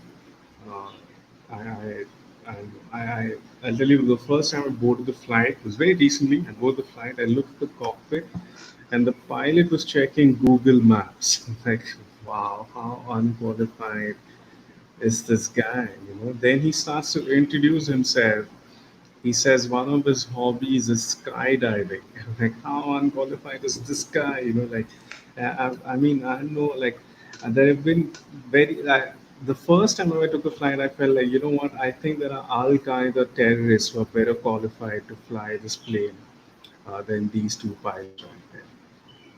But I, I mean, right now, of course, like the world is divided, and everyone speaks to. There's like domestic issues going on across the world, right? Like America recently declared a war on the coronavirus. I don't know if you know about that. They declared a war on the coronavirus, which means this thing is going to last for 17 years, uh, even though it should have been done with in 4 months. Right? I want my democracy to reach a stage where we can start declaring war on concepts rather than countries, where we declare war on existential depression. That's the latest war. Why not that? That's all. That's all I have. Thank you. Sweet. Awesome. You guys have any feedback? Yeah. Feedback time. I love the way you started out with that planet Earth thing, and you were there, which kind of started me down in another direction. It's probably not something for that, but because I was thinking you should have named where you were actually physically when you saw planet Earth in India. Well, if you look really close in Mumbai, and you could maybe see a guy that was me. But which led me to the thought of, you could have actually said Italy, right there in Italy. I was on vacation, or I was setting up a call center, and then Actually, even better might be to go to say you were in Chicago. I was setting up a call center, and then if you wanted, this is a whole different routine. But you can then go into how you tried to set it up for them, but they wouldn't do the way the stereotypical call center would be done. They expected this, that, and the other thing. So there might be something to get you into there, that the cultural clash, shall we say? But Yeah. I'll leave that. Yeah. Anyways, that was my thought. Just that started me going in a different direction. You just made me think, like, what if they started outsourcing suicide hotlines also? I think they It was do like- already. Do they? That'd be weird. Like, you call the suicide hotline number and it's someone like across the planet. Press 1 if you want to hang yourself. Press 2 if it's pills. Press 3 if you really don't want to talk. It's almost like Press 5 if it's a call for attention. No, it's almost as if like Go on. those suicide hotlines where if it's outsourced to a third world country, then you're like, really, that's why you want to kill yourself? Yeah, exactly what I was thinking too. Like, suicides go up because they're being belittled by the operators because their Exactly. issues don't compare at all. So, Like, this is Nigeria. I'm worried about getting cut in half tonight. All right, when it gets dark here, like, oh, I my don't care that your dog fiance died. let me who fucking who? massive spike in suicides. I thought like a way, like when you talked about like all your credits you've gotten, and you could just like somehow throw in there, like, and I don't know why I haven't heard back from any agents. Like, I have to be like the least represented person with all this work I've done. Yeah.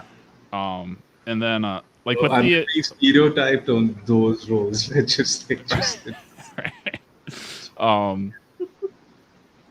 the stoner part though, when you're like, have you done such and such high? Honestly, the bit would work without that. It's just like, I don't know if it has over there, but like in the States, like that exact same cadence setup and like almost line for line has been done, like beaten, like it's like beating a dead horse. Where it's just like, if you tried this high, like that's been like, it's like been done like a million times over here.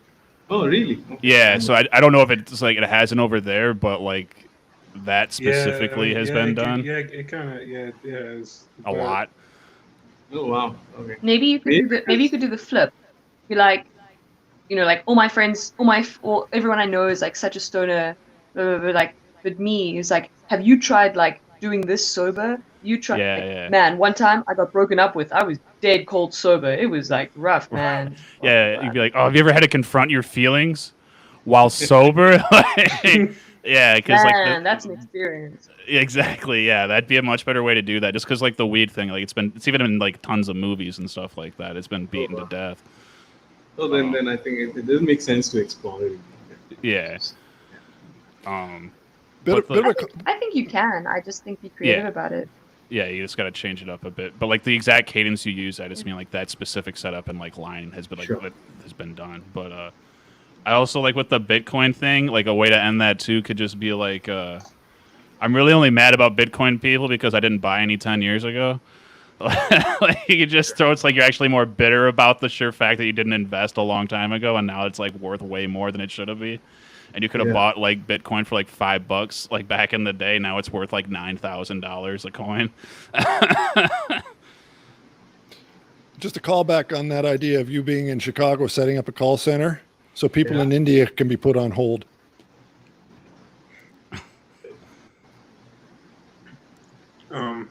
I was thinking, like, that joke with that format, like, oh, have you done this stone? Like, I have heard like similar ones, but I think you could put like a different spin on it if like the shit that you do stone like gets like weirder and weirder.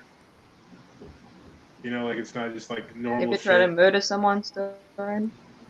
Yeah, it's like Have you tried to perform a ritual circumcision, Storin? Man, that is really hectic. The war on concepts idea though, like that has like so much range on it. Like that's a really good like idea there. Especially today, because like I don't think it's just the States. I think all over the place, like it's just chaos. So it's just like the war on concepts idea politically would be hilarious. And then like the whole Mhm. we're going to be fighting this for like the next 17 years or whatever. Like that was perfect. Like that was hilarious. It's definitely a lot there. It's a really good idea. Yeah.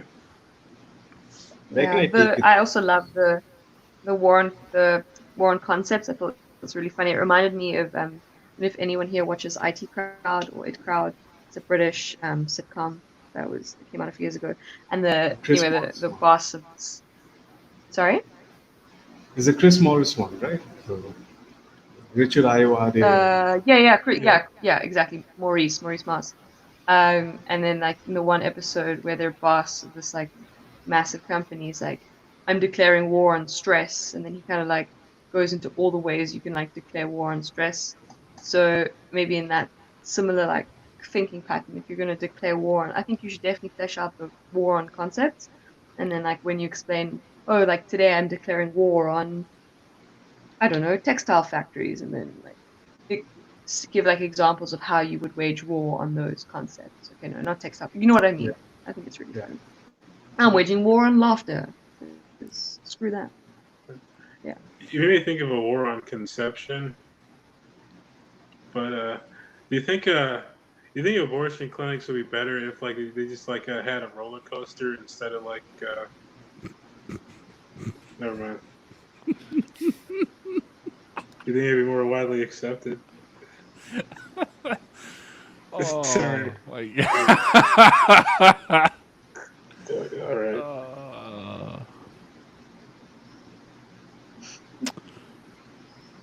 You guys have any more feeds?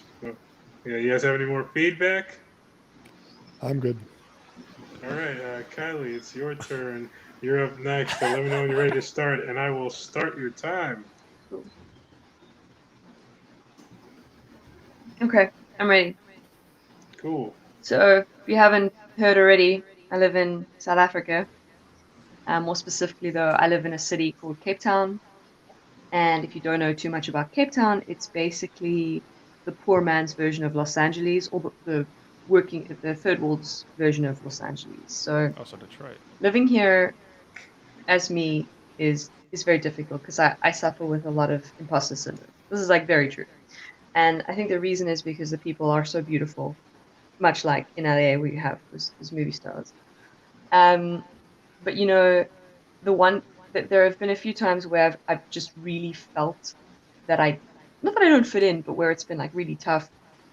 And it happened the other day when I went with a friend of mine to the store. It's called The Lot. It's kind of the store where they make clothing for adults who have the bodies of children, right? This is particularly pertaining to females, right? Because of course males can be whatever size they want. And you know, we walked in there and we're looking at at the clothing they have, and it's absolutely beautiful. And I thought to myself, my friend's trying on a bunch of items. I'm going to do the same.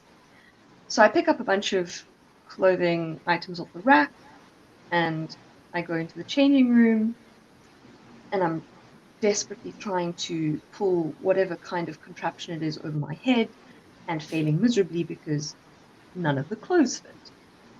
But I wasn't gonna, let that tear me down. I went to the men's section and I found this oversized t-shirt which seemed to fit like a regular shirt.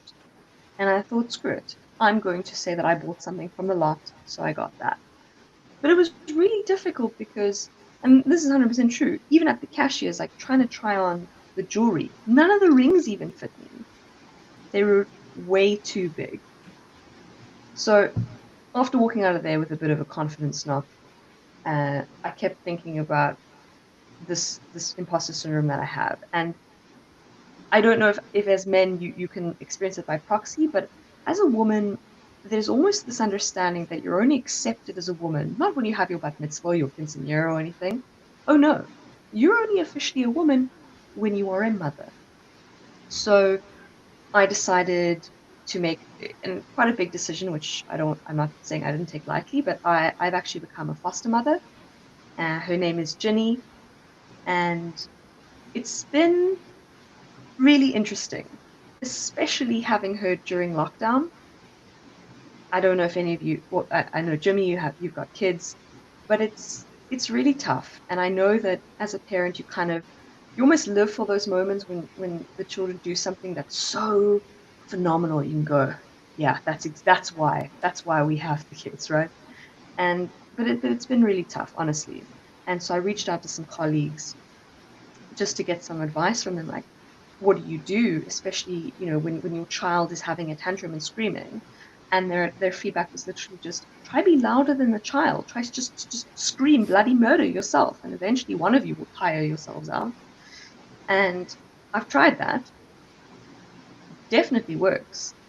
And I think, I love Jenny dearly. She's incredibly vocal. She's very annoying sometimes. But I love it when she's sleeping. She's almost at her most perfect when she's not moving, still breathing, but not saying anything.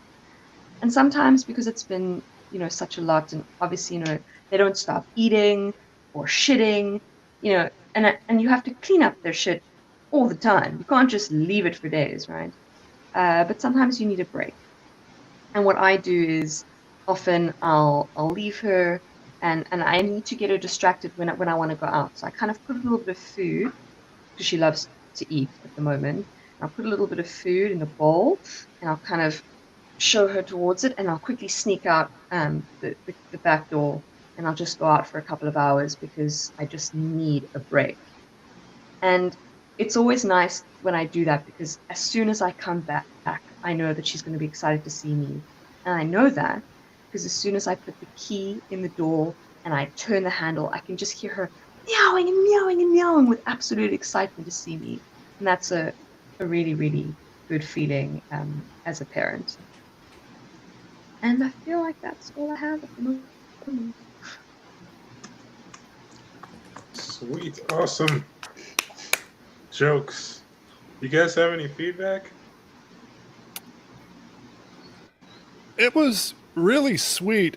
I get a feeling though that it's kind of padded out to some degree. Do you have that whole routine written out? Kylie, do you have it written out? I do, but I left. I'm actually. It's funny. I forgot that I was doing this today, and I left it at my normal house, and I'm at my friend's holiday place, so I don't have the book where I've written everything down. So I had to remember it, which is why I've had it probably. Okay, I was going to say I don't know what it's usually supposed to be like, but it might be something where you want to go through and underline where your laughs are, and see how far apart the laughs are. Because I think there is some stuff in there. And again, like you said, and I don't want to be unfair because, as you've made clear, you weren't really working from your best point.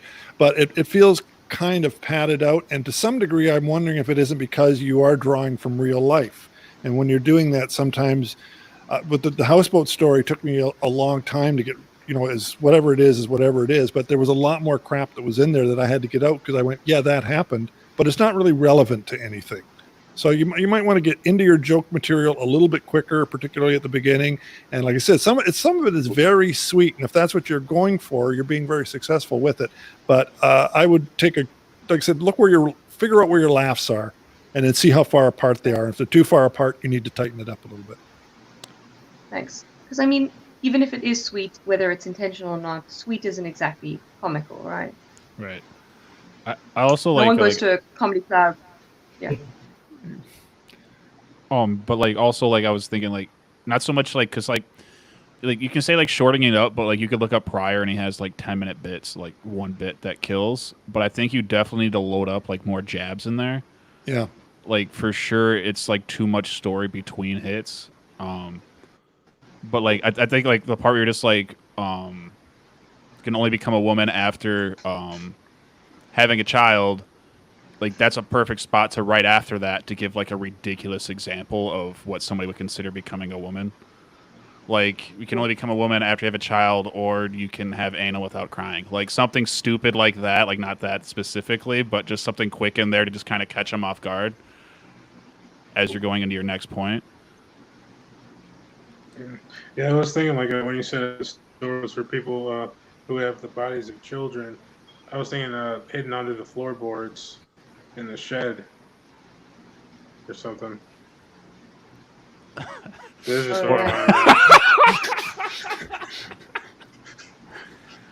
or like you do go dark, don't you? I love Bilal. Hey, that's a little racist, don't you think? Only in the sun. Or like I complete like when you're talking about like kids and like the stress with it, like I completely understand parents who murder their children now, and like you could give an example of like somebody locally that's done that, because you know obviously the references are different depending on your country, but and I don't know, just definitely needs to be littered with a lot more jabs in there for sure if you don't want to shorten it up too much. The only famous murder from there is like the dude with the legs, right? Nelson Mandela. I'll go Yeah, on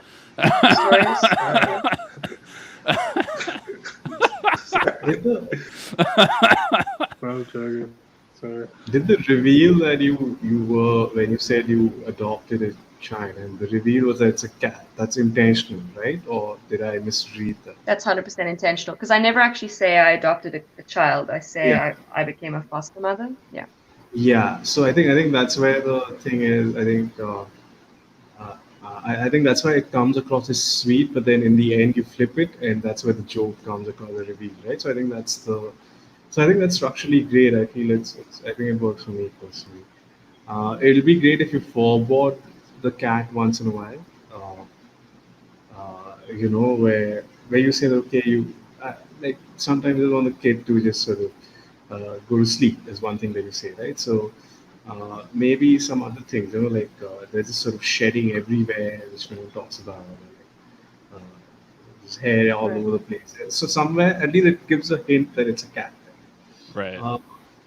Also, the opening thought that you had, which is you're in Cape Town, which is third world Los Angeles.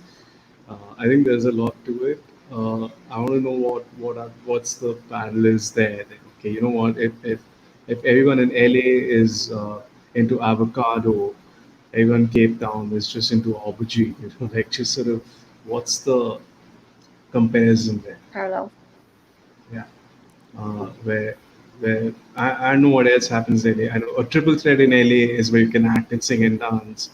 A triple thread in Cape Town is where I don't know, you can dodge a bullet, whatever, have a day job, and Got it. X, Y, Z. You can steal, corrupt, and get away with it or something like that. There you go. So yeah, so I think that sort of makes it much more visceral. Right. And then like Yeah. also, go ahead, Bilal. Oh, never mind. You said what you were gonna say. But also like having a kid, like I have a kid, and like one thing like every parent relates to, or even people who don't have kids that know about it, is like people who have animals and think it's the same as being a parent. So like if you can like build like a decent like 30 seconds to a minute with like shit like that, like you're like interjecting yourself in conversations with your friends that have kids and they're so fucking annoyed. Like if you can portray that correctly, like that would work really well with that set too. Yeah, in the comments, Lou Logan said, I kept thinking it would be funny if she was making you feel bad for going out. And he also said, all I see is a bunch of mansplaining to an African woman. Bullshit. JK. No, I have a fucking thing like Cape Town. It sounds like a city full of superheroes. Is that what it sounds like? I am not painting the right picture. Well, It's the Cape. it's like, yeah. No, it's a word. It's a silly word. It's funny. Actually. Oh, it's a joke. Okay. I totally missed that one. Right. She's still like, fuck you, my cat's perfect. No, I like it Your because it cat. could be. You could use that joke, but it's like a bunch of anti-heroes, right? I like that. Yeah, like maybe Uncle Heroes. Captain Corruption. And like the Justice League still has apartheid or whatever, like over in Cape Town, South Africa. Yeah, wait, which Green Lantern? They got the White Lantern. Yeah. Yeah, but Oh, nobody yeah. wants him or. Oh man. The Martian There's the something Martian about- mansplainer. There's something about Cape Town being a place of superheroes. I feel like it's still a town, though. Like I mean, you have all the superpowers, but you still don't have 24-hour electricity. It's such a town that they Like the superheroes don't go to certain parts of the town. yeah. Like they don't. We're not going to the black neighborhood. It's the super racist superheroes in South Africa. There's no 24-hour convenience store because it's still a town, you know. So there's something in there about Cape Town. Or maybe it's a town that dedicatedly makes capes for superheroes. Just boutiques everywhere. Where Spider-Man comes, okay, listen, I have the the thing, like you can see it comes out of me. What's the best costume that you can think of? We have a finest capes right here, sir.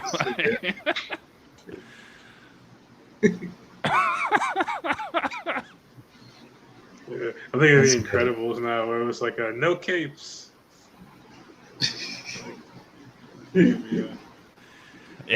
They really hate like superheroes that don't wear capes. Like if you don't wear a cape, you're not allowed in this store. Yeah. Like In this town, you're not allowed in this town.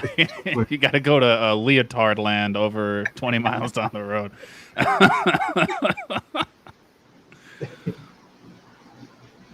Yeah, this is fun. Any more feedback, guys? Nope. Well, I guess it's my turn to tell some jokes. So here we go. I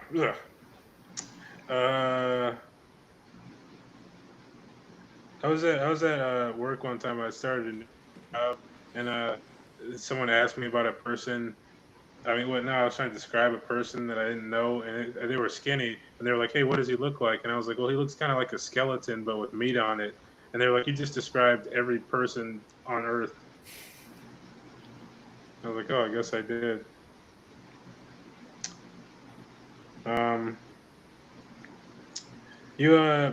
You guys know about autoerotic asphyxiation?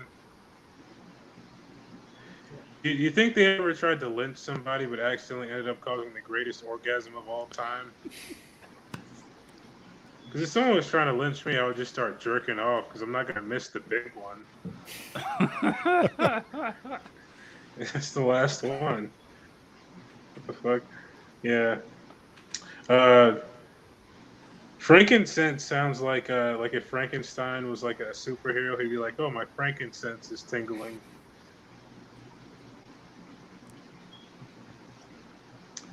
Yeah.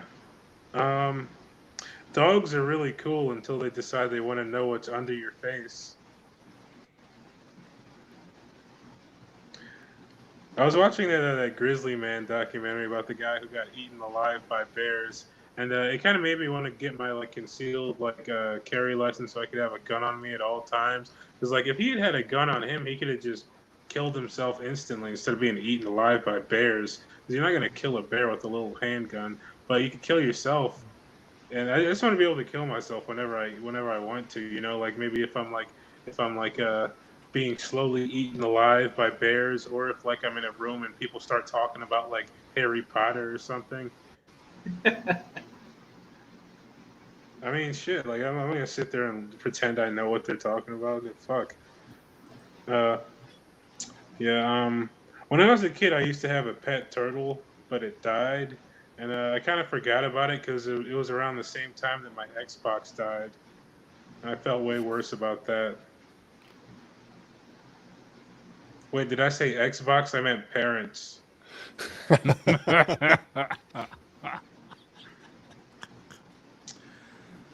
Yeah, I was in the woods with my friends recently, and for some reason, every time we go in the woods, our phones are always on like 2%, and it's not good. I feel like one day I'm just gonna freeze to death in a teepee made of beaver spleens. Because I don't know how you build shelter. I figure you just sneak up on some sleeping beavers and rip them open and pull their spleens out with your teeth and weave them into some kind of mesh. I'm gonna be having fever dreams of weaving beaver spleens. I actually had a fever dream recently. I dreamt that Stan Lee was actually short for Stangelina Jolie, and his whole life was just a role. You could sneak into every Marvel movie. Did it by inventing Marvel. My nephew found out I was doing comedy recently, and it's like weird because he's like a little kid and shit. And he's all like, "Ooh, tell me a joke. Tell me a joke." And I was like, "No." And he was like, "Please." So I was like, "Okay." So I was like, "Knock, knock." And he was like, "Who needs sex robots when you've got retards?" Yeah, I recently found out someone I know is a Holocaust denier, which is weird because out of all the conspiracy theories, that's got to be the least fun one, you know? Like, there's those theories that are like 9/11 was orchestrated by dimension hopping tarantulas wearing capes. Because if you can picture a tarantula in a cape, that's probably the most sinister image your mind can conjure without you going insane. But apparently, after World War II, a lot of Holocaust deniers started popping up, and that got me wondering if after World War III, there are going to be a lot of nuclear Holocaust deniers. Like, I'm picturing a guy with 3 heads, and one of his heads is like, "Did that shit really happen?" I don't know.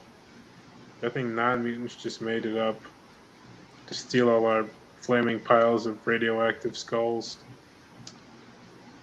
I was thinking of a company that's like Uber, but for boobs. I was going to call it Boober. But like, there's a driver, and then the lady's trying to get in the car, and he's like, "Nope, nope, ma'am, just the boobs." Why is it Hispanic and not Herspanic? I'm done. Thanks, guys. Yay. Any feedback? I was when like your Grizzly Man bit when you're talking about like a gun so you could kill yourself. I don't know why I was thinking of like, or you could have a gun that shoots salmon. So you could have just shot the salmon at the bear and got away. I don't know why. That's a great angle. Salmon cannon.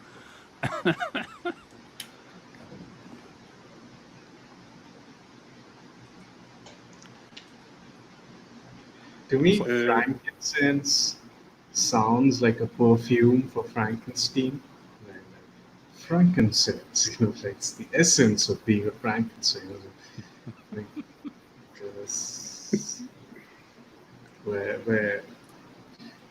where you walk into a mall and they just spray some frankincense on you. Then you suddenly feel like eating people or something. I don't know. Which is, I was there. I also felt your total died, your Xbox, and you said parents, and something about all of them being slow. So that's your total, your Xbox, and your parents. Also, Holocaust denier, I think, is a great thing to explore. Where the person might also deny other things which are valid. Like hey, UFOs don't exist. Like gluten. Yeah, that's Like gluten. sorry. Like gluten. Yeah, It's like a gluten hey, denier. yeah. I mean, I heard gluten. I heard that gluten is a social construct. Yeah. So it's I feel it's very unfair to sort of shoebox them with just one of the things that they deny. I think they could deny a lot of valid things as well, personally. What if like Bill Nye had a brother named Dean, and he was like Dean Nye, and he's just like the opposite of Bill Nye. It just contradicts everything Bill talks about. So Dean Nye is like flat earther and just anti-science. Yeah. Does anybody else think Jimmy England is on casting couch, like when he's not on this right now? Listen, it's past midnight. We're now into clothing optional Thursday. I hope you all appreciate that. Yeah, it's right before Free Ball Friday. Oh yes, my favorite. I can't quite come up with the right line, the right way to word it, but you said about how many Holocaust deniers popped up after the war, and all I could think of, if they were so smart, they would have popped up before the war. But it's not the right way to. I like the idea of a Holocaust denier before World War II. That is the thank you. That is the joke. But it needs to be worded. It needed worded better than that. But I couldn't quite figure out the wording. Like as soon as it happened, he's like, "I've been telling you for 20 years. This isn't Never happened, and I was telling you that in 36. My grandfather in 1919 said it at that time. There was no such thing as the Holocaust.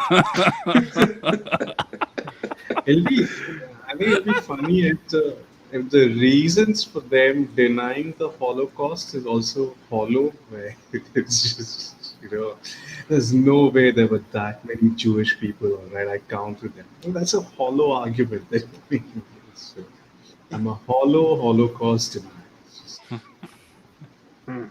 Yeah. The Holocaust of Holocaust denial takes a lot out of you. In the comments, Luke Logan said, "What if Bill Nye had a brother named Golden?" Golden Knight? Yeah. Okay, after the James Bond. James Bond Yeah, reference, there you go. Yeah. He came out as an N64 cartridge. But they still love him.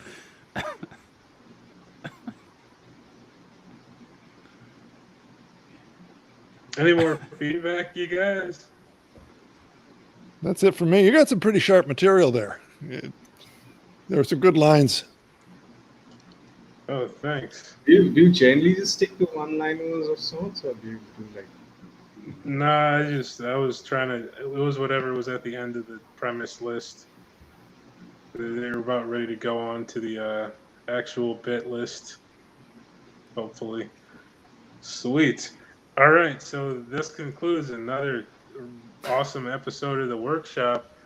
It's been fun, guys. It's been awesome. You guys have any like social media or anything you'd like to plug? Now's the time. Daniel, I'm going to start with you. You got like OnlyFans? Yeah, my OnlyFans is Daniel_Grinnell. It's mainly just older men leg play, and I like to get behind those kneecaps. No, you can catch me on Twitter, Daniel_Grinnell. Also coming in August, you'll see me on another podcast about everything. So that's about it for me on the social media front. Sweet. Jimmy England. I'm got the podcast Back to the Balcony. Come Saturday will be number 100, and I don't know the name of my channel on YouTube, but I've been making YouTube videos and kind of getting into them. I'm working on one currently called Explaining Bob Dylan. They're generally humor. So if you can figure out where Jimmy England is in the whole scope of YouTube, you can find me there too. Sweet. Sharam? I'm nothing to plug as such. Just stay away from me. I'm sick and tired of it. It's a cesspool. Yeah, it's a cesspool, yeah. Yeah, man. Kelly, you have anything? Well, I love a cesspool, so I do have Instagram. I think it's called Hoff Das Comedy, like HOFF, which is my surname. What's your... you guys don't have social security numbers, do you? No, we have identification numbers though. Oh, like in the Holocaust. What a coincidence. Yeah, It what a didn't happen. coincidence. That's where their tattoos are over there. It's weird because, my one of my family members was in the Holocaust, and I always thought like, I wonder what that thing is there. Why was I not born with one? Is this like a belly button situation? Wait, you don't have a belly button? That is the first dark thing you have said here for this whole evening. Where was those earlier? I hope we're at another one together and you just come with like a hardcore dark bit like out of nowhere. Nobody expects it. Like you're running through the streets raping people. I don't know, but all right, too far. Next one. Who else wants to talk? No, we're gonna sit here and think about what Anybody you else? said. Fast in that car crash. Anybody else have any feedback? Don't you feel like for someone who is really anal about their tattoos, the Holocaust tattoo is like, you could up the design a bit. I'm okay with, He was complaining to a Nazi over the design of There has to be like a Auschwitz ink, like the LA ink and the Miami, like a Kat Von D coming in. Yeah, he's like, out of all the, out of all the prisons. Oh man. They're like so they're giving you a brief, like, okay, listen, I came all this way, I've had a tough life. This, and I want something to symbolize the fact that, this. Yeah. Welcome I mean, to Auschwitz Ink. Didn't they steal all the best art from the entire continent of Europe? Yeah. They should have had some inspiration, Those fucking. Just imagining like a bunch of Holocaust people with like tribal tattoos all over their shoulders. This is gonna be that clip that in 20 years it gets you kicked off of SNL. But Oh yeah, for sure. Keep digging away.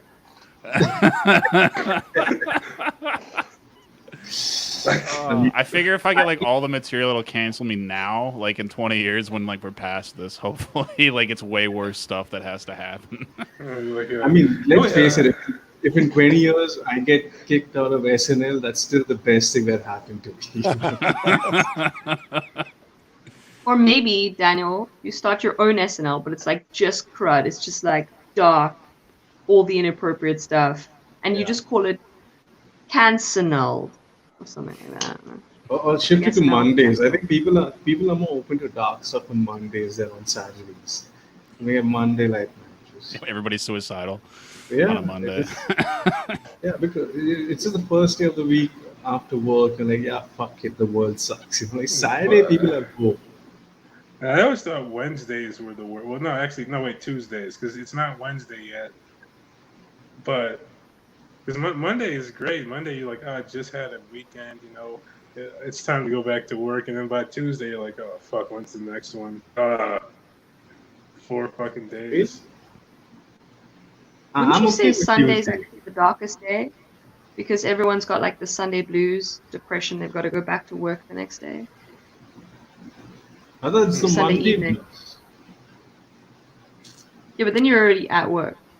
Sunday's like super Oh, stressful. the dread of that the weekend. going to work. Yeah. Oh, wow, all right. It's kind of like Sunday's like when a guy like puts a gun to your head, but like doesn't pull the trigger. He just talks to you for 5 minutes before he pulls the trigger. So now you just got to think about like when is he gonna pull the trigger. Yeah, you think cult I mean, the leaders fact take that we're- days off? Sorry? You think cult leaders would take vacations or anything, or you have to be there with the cult the whole time, otherwise the magic is gonna wear off? Or like when they take a vacation, they take a vacation from being racist. They're like, hey, you know what? I'm okay with black people, but like, it's kind of cool, like. Yeah, he goes and has sex with like black women only. He's like, Yeah. today I'm paying Yeah. full price, and Just like blasting hip hop throughout, like, hey, I love Tupac, man. I don't think that's. Wait, hold So, on. and then like, what will you have to go back, like again hating black people again? Just gosh, it's what pays the bills, man. Like, just, oh, I can't say that. This is a comedy safe space. You can say whatever you want. No, it's whatever your heart online. I desires. cannot say this. Oh, I can end the live